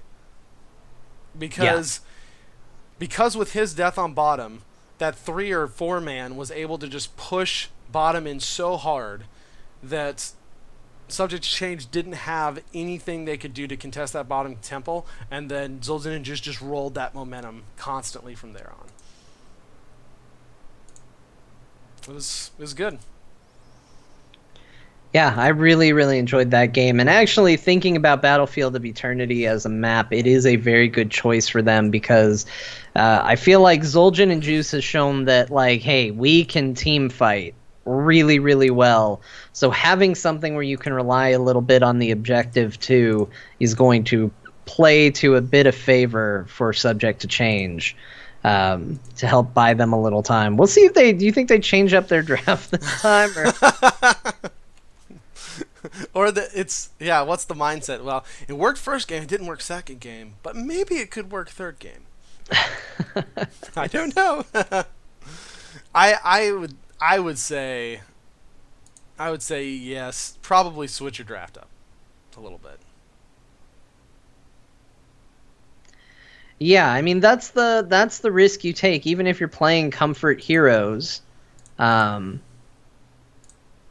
You have shown your hand to some degree, and you allow for the other team to look and say, well, okay, let's identify the areas that were tough. And I don't know if they did or not, but they may have said, you know what, that Nazebo really, really hurt us in that first game. We need to keep Nazebo down, and they certainly did. They kept getting picks on him. They put a ton of pressure into that lane. They made Nazebo's life really difficult, and so I feel like we went from a really strong Nazebo first game to one where Nazebo struggled just because kept getting targeted. Yeah. No, I completely agree. Okay, guys, teams are in.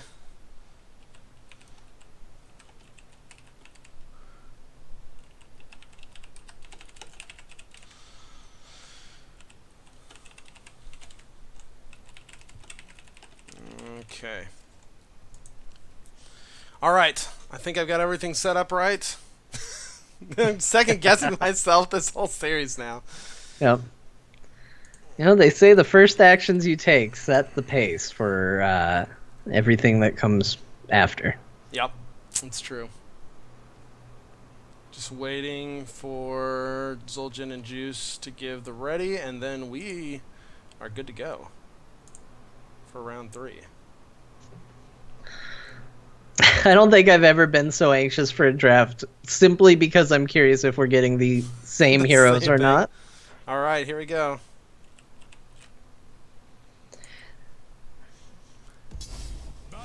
Battlefield of Eternity. Now, I'll say right out the gate, Just say it. Say if it right out, John. if I was on subject to change, I would ban the Alarak. The Alarak has been a big issue for them. Now, he It's might very not well be played, the best choice on this map, but I feel like in both of the past games, he has been such a strong playmaker. He's been the one who's been turning around and getting a team kill from just spinning around and getting a good pull, Yeah. or getting a good charge in and diving somebody who's low and getting a kill there. And he's been surviving some ridiculous things that have been coming at him. Yeah. I would identify him as a major risk. So I'm curious if this is a Genji ban or a target ban. Because I definitely feel like there has been a player on the other side that has been causing some nightmares. Yeah, I'd say there it is. There it is. That was well put because I agree with you. I think that he has earned himself a target ban. Yep. Like I think props to Zul'jin and Juice. Rip, plan fell apart. Now Mango has been very solid on that Alarak. And so I can completely understand the respect ban coming out from Subject to Change. Yeah. But this means that Genji or Uther will be on the table. So which one do you not want more? Not want to see more. That's the question. Because most likely, whoever you don't ban. Okay, so Genji and Uther are on the table. They say if you're gonna get one, we're gonna get the other. And it's an interesting choice. I mean, Arthas is certainly strong too, and they played him very well in that first game. But he's an interesting first ban choice on this map, especially with some of the strong heroes like Genji. He's fallen a bit, but Malthael still very, very strong. Or someone who's very map specific like Li Ming being, very good on this as well. And so here's the interesting thing. So they grab the Greymane, which is a very good pick on this map, but now this gives Zul'jin and Juice the opportunity to draft both Genji and Uther. And and there it is. and there they are. The thing about how it was left was Uther is in a lot of ways a soft counter to Genji. Yeah. Because an Uther has so much CC and can lock him down and can give his allies armor on demand for the most part, that as a Genji, you have to be significantly better than the Uther player to really play around the Uther. But now, Zul'jin and Juice don't have to worry about that because they got them both. Yeah, they just said, all right, we'll take both of the banned heroes from the previous game. Give it to us. They synergize actually very well together. Yeah. We'll take it. And Uther finally gets to come play, and he's a lumberjack, and that's I'm okay. excited. Yeah. I mean, look at that glorious beard. I need your help with something. Why is everybody playing Lion Greymane? I don't know. When wolves are statistically better than lions? I Maybe it's a cat people versus dog people fight. I mean, I think I just said that. I don't think that's true. I'm pretty sure a lion wins in a fight between a lion and a wolf. Probably. So statistically better, probably not the best way to phrase that. I'm just saying wolves are way cooler than funky looking lions. I But don't know. very, Maybe the skin was on sale or something. It was just like, ooh, a lion. Varian and Dahaka. Yeah, double tank coming out from the side of Subject to Change. And Varian is also, or can also be, a very good Genji counter just because of the taunt. Yep. Because Genji, for all that he can do and the resets and the plays he can make, he is squishy as all get out. If you have the potential to blow him up within that small taunt time frame, then you're doing really well. So we'll see if they add another blow-up type hero to their roster. And then you've also got some control from the Dahaka side of things with Tongue. You throw the taunt down, and then how much easier of a Tongue target can you get? Yeah, that's very true. They've got a lot of lockdown pressure on their team with this comp, which, by the way, let me just say, it's very nice. They've picked a very different comp so far. It's been good to see. We got a Kael'thas ban, which is makes sense. He's another form of lockdown and heavy damage. Very curious to see what Subject to Change is going to ban and see what that's going to mean for Zul'jin and Juice. I still, right now, Subject to Change has a very good burst and immortal down kind of build with the gray main. I'm curious to see what Zul'jin and Juice is going to do to try and get some immortal damage on their end. If they're going to go with more of a poke with Li Ming, or if they're going to try to go with a straight-up burst. Lunara is also a possibility. She does very well on this map. I do like the Anubarak ban, because Zul'jin and Juice didn't want that cocoon pressure, I think, to come out. And it just takes away another viable tank. Yeah. Yeah, what do you do for your damage here? Vala? Vala would be very strong. And, well, yeah, I would say you do Vala, because she's appeared. So, I love the Tyrael pick here. Because Tyrael now, with Sanctification, because, I mean, you could technically do Judgment, but you don't have, and because Genji could dive in with you, but if you take Sanctification with Tyrael here, then you are much more free to go Divine Storm on Uther side and not have to worry about the D-Shield so much. Yeah, and their first build was very much a Protect Vala build. I'm curious if we're going to see more of that. Between Tyrael and Uther, you've got two targets that can very much protect Vala. We'll see what they ultimately do with their third choice. But that worked out very well for them in the first game. So how do you round out Subject to Change? They need their heals still. They definitely need some range. Yeah, I would go with okay. So they grab this is a melee heavy comp. Very melee heavy comp. So what can you do to punish that? It's a high health comp though. They're giving Genji very undesirable targets. I mean, I think Tychus wouldn't be a bad choice in this. He's got that medium range that puts him right behind. He can chunk through the higher health pools. Potentially Leoric. Leoric's another good choice. You put a lot of pressure. Malthael. Yes. Why didn't we think of the other character that's always getting banned? Who's the most anti-melee hero in the game right now? Right. Oh, it's Malthael. Also very strong against high health pools. Right, Malthael. Yeah. No, this makes a ton of sense. And not only that, Malthael does very well in the Immortal race just because of the percentage damage that he does. Yep. So it makes a lot of sense just kind of stepping back and looking at the two comps. Ultimately, I really like the drafts here. I think I have to give an edge to Zul'jin and Juice simply because they have a variety. I feel like their team has more options.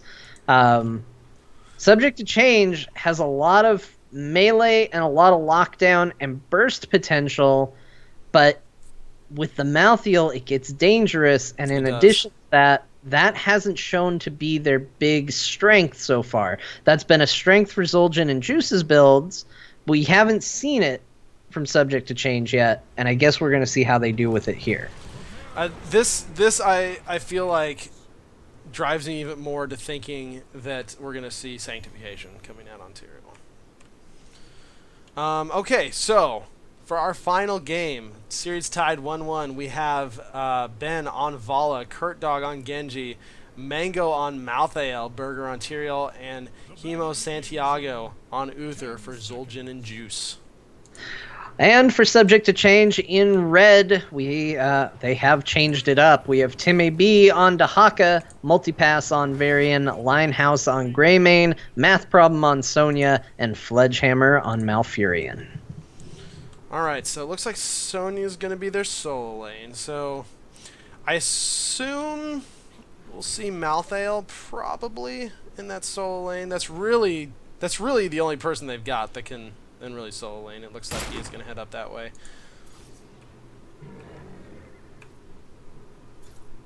Yeah, we had Zul'jin and Juice getting a little cute in the middle, seeing if they can make something happen, but everybody looks like they're just going to be content to go to their lanes now and play the game. Yeah, Mango already doing some decent damage onto Math Problem and pushing him back. This is going to be a tough lane for Sony up top. Yeah, he's going to be very strong against Sonya. I can already see. I mean, you can already see that with the way he played Alarak, Malthael is kind of a logical other hero for Sure. for him to be playing. So, makes sense there. Yeah, this is honestly, Subject to Change has a very strong bottom lane against this team. They're just gonna have to be a little careful because remember, Varian is like half a character right now, and he becomes and 3/4 of a character at level 4.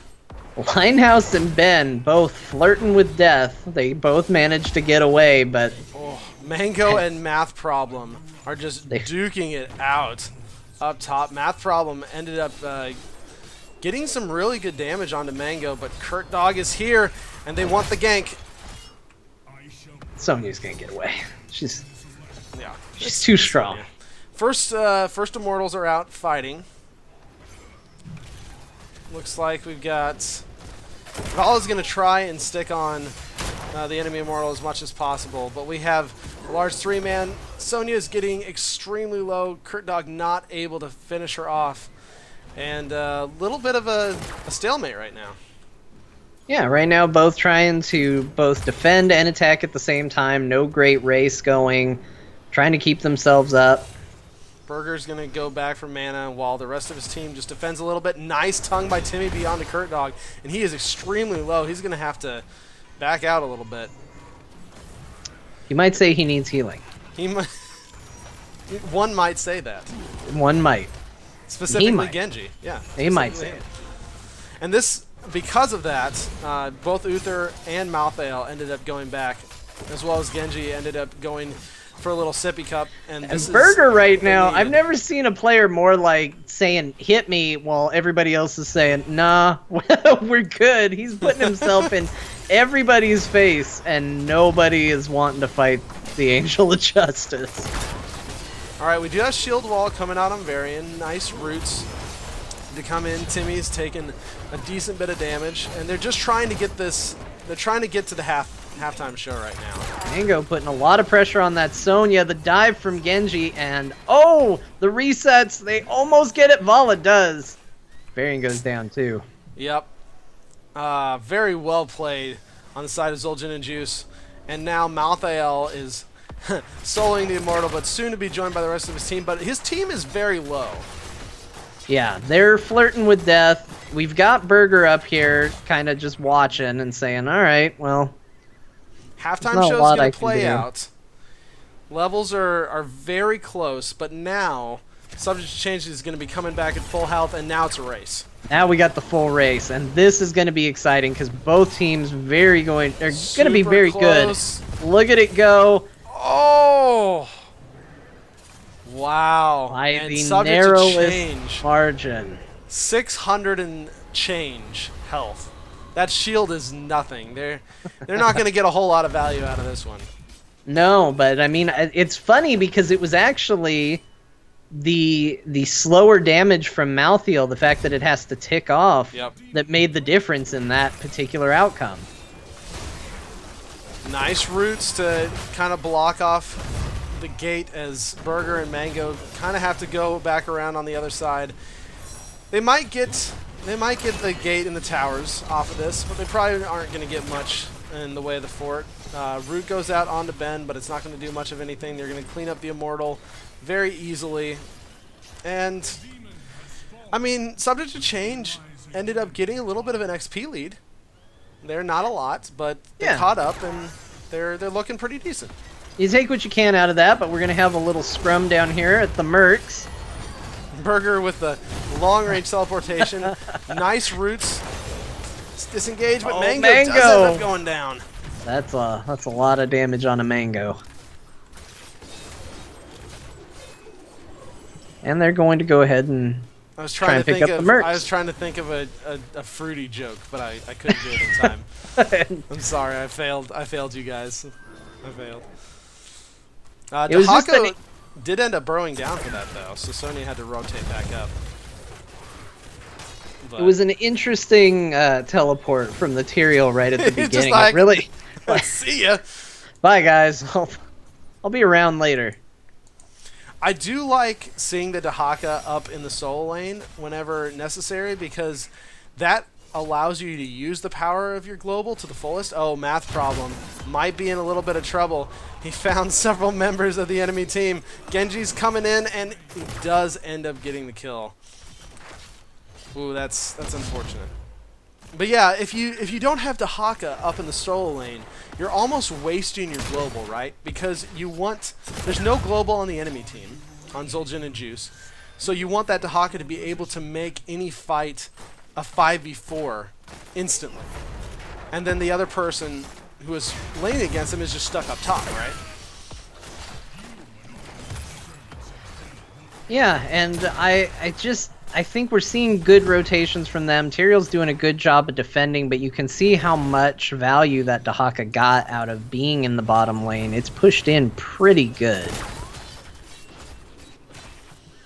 Alright, Sony is back up. XP is neck and neck. Damage is going on to Subject to Change his Immortal right now, but they say no. Timmy B looking for a tongue. Doesn't find it. No, it's in your mouth. I'll give you a hint. Yep. Just a heads up where you might want to look. He was rejected. And they're gonna take a moment to actually take some mercs.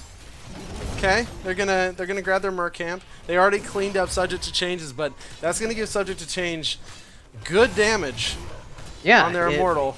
I mean, they have Greymane. Like, it's gonna go pretty quick.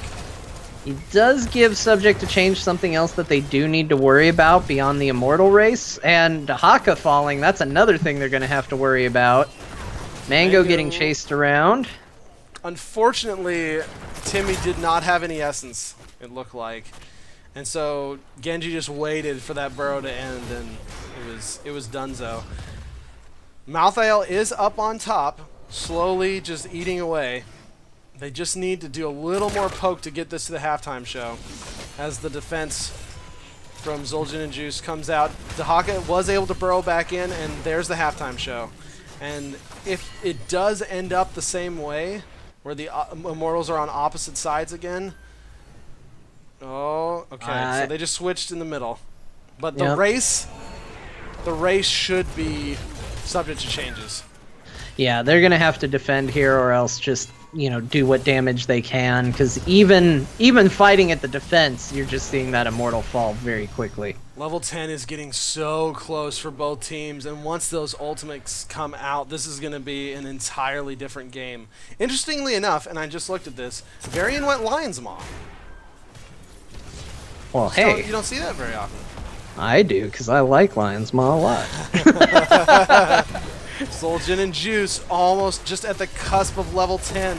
Subject to Change is really going to have to watch this because they're going to be delayed a few seconds. There's the level 10s. They just need to disengage right now. They're on the defensive, though. Zul'jin and Juice is on the wrong side to start attacking the Immortal, and level 10s are... Yeah, exactly. Screeching. There it is. They're here. And now, Okay. now we're gonna see some stuff. The taunt is going to be coming out, along with go for the throat this time, and there it is. Again. Oh, the ults. They just decide to show off their ults in every way. Subject to Change immediately put on the defensive by that Malthael ult, though. Multipass does have some shield walls still. Nice dodge on the curtain. Why? Names. The curtain. Death Shroud. The curtain. Shroud. Yes. Curtain. I think that's the level 20. It's level 20. Yes. The one that creates. Okay, so it's gonna be Leap. We have Leap Sonya, and as we saw, Tranquility coming out of Malfurion, which you don't see all the time either. It is going to be the Sanctification, and they're going Divine Shield, so they're doubling up on invulnerabilities for that Dragon Blade. That's a good call. That's a lot of protection. There's That Sanctification. synergizes very well with Malthael as well. Sanct had to be burned. That's extremely unfortunate just to save Chirrell's life, and now Zul'jin and Juice really just need to disengage this as much as they can. They are so low right now. Yeah. They just cannot match these health bars. Taunt onto Uther, and he is just getting chunked as well as the Immortal, and that is it. Oh my gosh, can they all live? Santiago, oh, the leap comes out, and no! Uther will finally go down, but impressively, the only death on the side of Zul'jin and Juice, considering how low they were. That's pretty impressive. That got really, really iffy there at the end. I think Yes, they probably would have been better off just doing what damage they could to limit the shield and just taking the loss. But they'll recover. This isn't unrecoverable or anything. So Dahaka's down the bottom lane, which is where he should be. He can burrow back up if he needs to. Burger is a little far out. And unfortunately, Eldruins was in the back line. Nice tongue onto Mango, and he just goes down so fast. The Tranquility healing everyone up enough to stop, and Genji has to pop Dragon Blade just to escape. Yeah, Genji was ready to go in, but that Tranquility really ruined his plan. He saw a low health target, dove in, used his cooldowns to do so, and suddenly all the health was back. Yeah. Dang. And they're getting some fantastic value out of this Immortal. They're going to get the front keep walls. They are just fighting very, very well with the comp that they have. They're putting pressure in the right places, and they're making things happen with it. The Malthael, I still think, is a strong choice, but he is just getting correctly targeted down every time. Goes down. They want to fight here. Timmy B pops his regeneration, but man, the health bars on the side of Zul'jin and Juice, they're just so squishy compared to this team. Greymane does go down. Malthael just trying to stay in as much as he can. The D shield is down, and Multi goes down as well. So they ended up getting some really good value on the turn and only went 1 for 3 and have almost caught up within a level of XP. They turned it around really well, and I think that was a case of them finally getting to use their lockdown and their ults the way they intended to. At the same time, yeah. We've seen a lot of having to use Sanctification to save people, having to use Uther to save people, having to have Mango just trying to stay alive. Finally, we had a chance to see them use it offensively, and it worked out really, really well. And that's exactly how they want to use it, right? Those are the picks to basically empower the Malthael, because they want the Malthael to just stand in the middle of everybody with Tormented Souls, with Death Shroud, and just slowly leech everybody's health away. But if Sanct or D-Shield or both are used defensively just to save themselves, that Malthael value drops a decent bit. Yeah. They are going to pick up the mercs. They're going to get some good pressure out of this. They got a lot out of the little window of time they had to be ahead, thanks to the kills they got. They're still in a rough spot structurally, but I think they've made some good things happen. But the Dahaka taking the top mercs is going to be rough because that is the lane that's in the most danger for him right now. And this is like the worst immortal spawns if you're wanting to attack it, because this is the easy defense side. Timmy comes down. He's just gonna walk. He's not gonna use his burrow. He doesn't have to. And now Zul'jin and Juice move in. Roots to kind of disengage a little bit. And Sonic Dude's Exchange just isn't in position right now. No, they went for the Immortal, and it was almost like they were expecting them to go after them. Onto Mango, the D shield, and the Sanctification is down. Greymane's down. The leap comes out, but Math Problem is falling extremely fast. And again, we're seeing fantastic execution of that. It saved the Mouth Ale and vulnerability, but the tongue goes out on the Mouth Ale. And between Varian and Malfurion and Dahaka, just the tanks, they're able to take Malthael down, but they've lost their main damage. They have no race right now. Yeah, right now they have no ability to race. The best they can hope for is have a decent defense, or they can turn around and try to do what damage they can to their Immortal. They're going to opt to go for a little bit of a defense, and I'm surprised to see just how scared they're going to be, but I think they're taking the moment more to clean up the mercs than anything, so they don't lose the keep. Exactly. Look how much damage that Khazra camp got onto that top keep. Yep. That's so much value from that camp Dahaka just grabbed real quick beforehand, because it extended out so much. And it's now bot time for the entire team to be up. We're kind of back at square one at this point.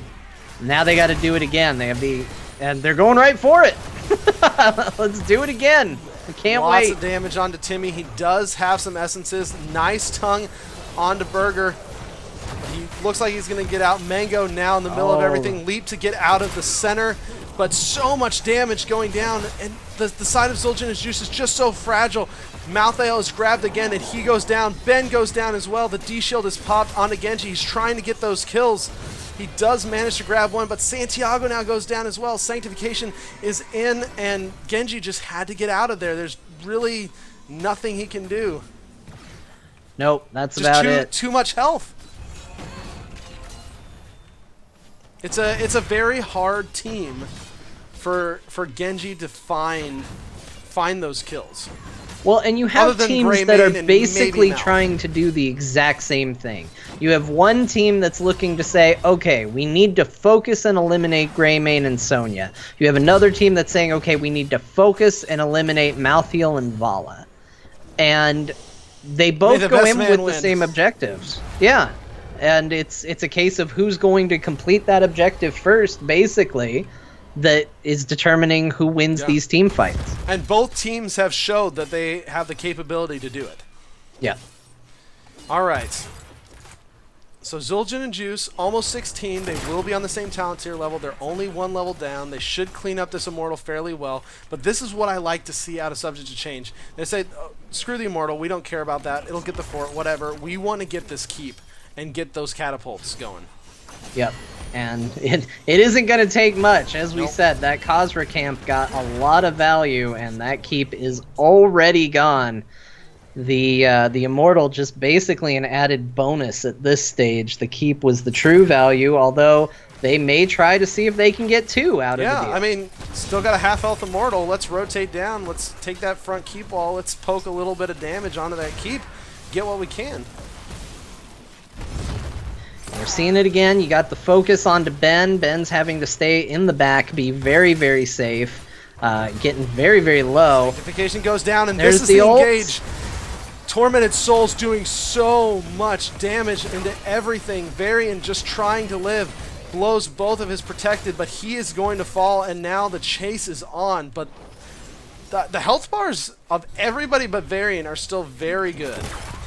Yeah, I mean, they have a burst comp, but it's just so hard. You've got Tahaka being able to regen and burrow. And they have a You've got retreat point Sonya with too. so much self regen. You've got Malfurion keeping people up.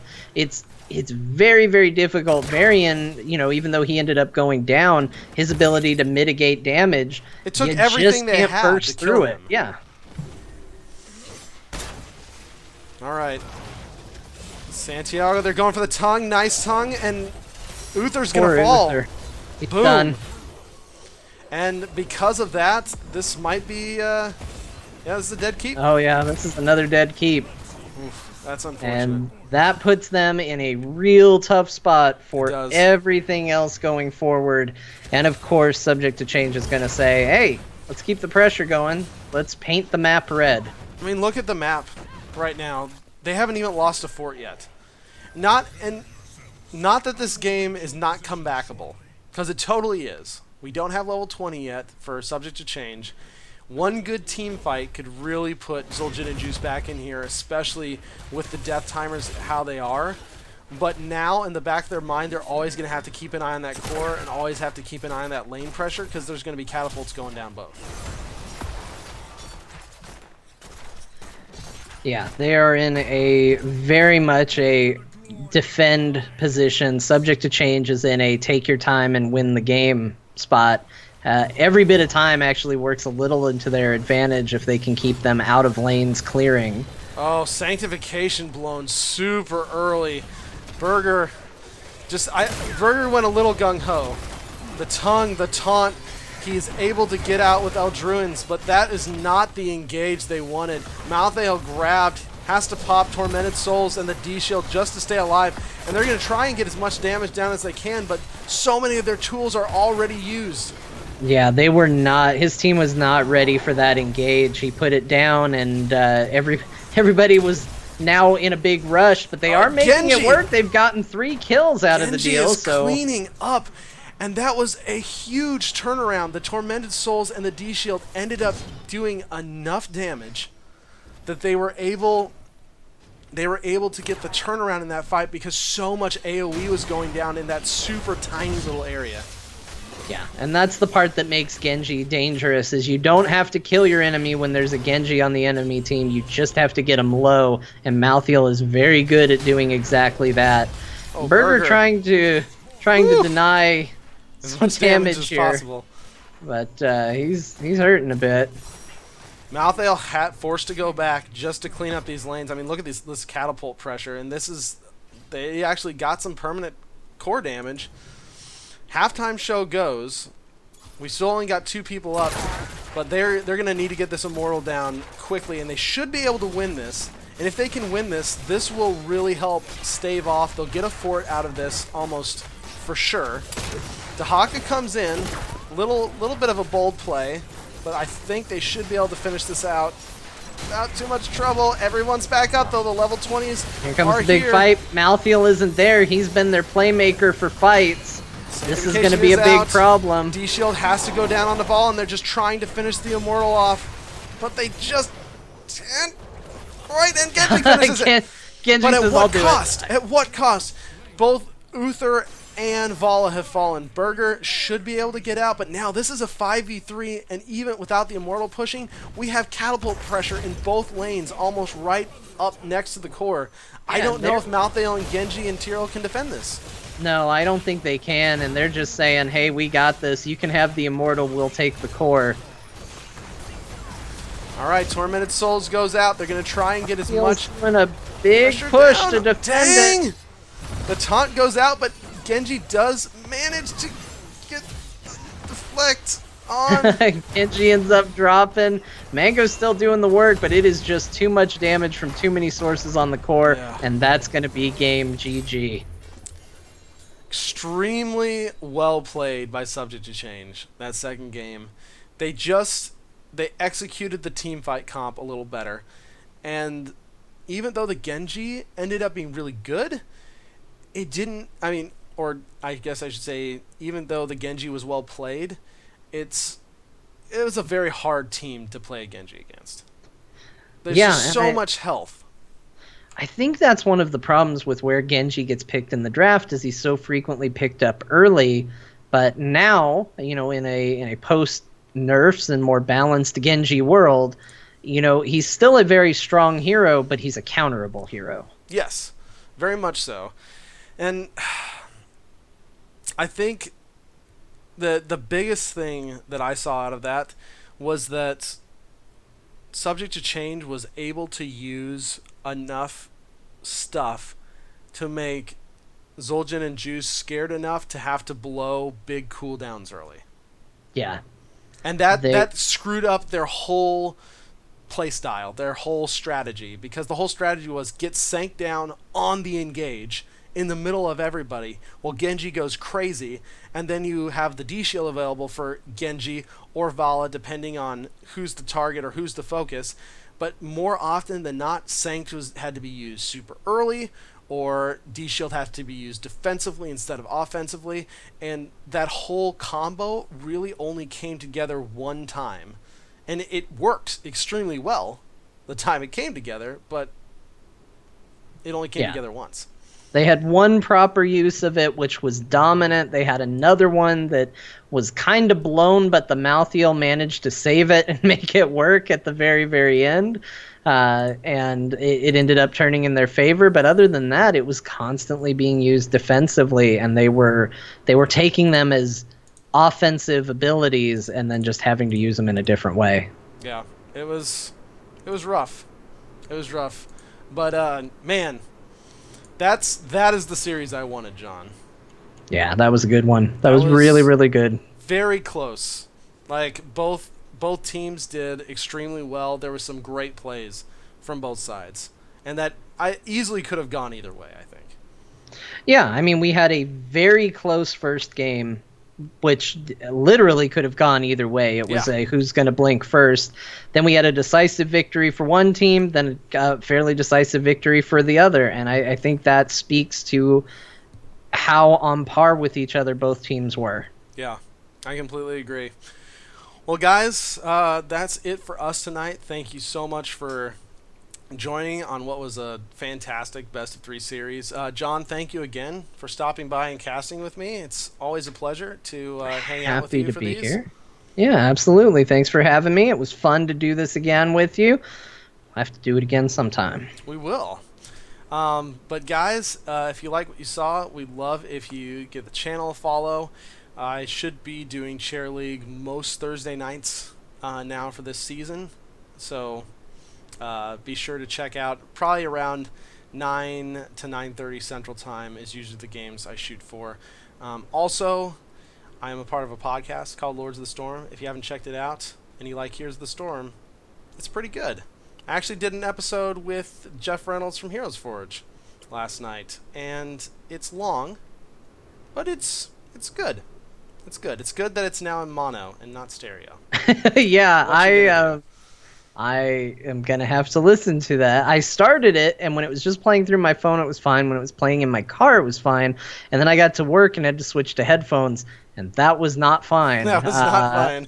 And that became a problem. Yes. So I'm at a point where I still am not sure why that episode goes long, because you guys were breezing through the first couple of segments in that episode, and I was I don't like, know. he said it was a long episode, but they're kind of going through this at a pretty good clip, so I'm sure I'm about to hit the turn. Maybe. We talked about Stukov for a while, and then we did a little mini forge because, Heroes Forge, so we did a special forging segment, so that was a lot of fun too. But yeah, you can follow me on Twitter at TBKZord. You can follow John on Twitter at John_Jagger. And John, you have a Heroes podcast you do too. Yeah, as we established earlier, it's the one that talks about poop. Uh, you can check out Core, which you can find out more information at heroesforyou.com. It's part of the Frog Pants Network. I do that with Bo Schwartz and Scott Johnson. We have a good time. There's rapping in the most recent episode. The intro was so good. I was super impressed. Bo knocks those mixes out of the park. Yeah, he did a Every time. very good job with it. Yeah. All right, guys. Well, take care, and hopefully we'll see you next Thursday. Until then, bye-bye.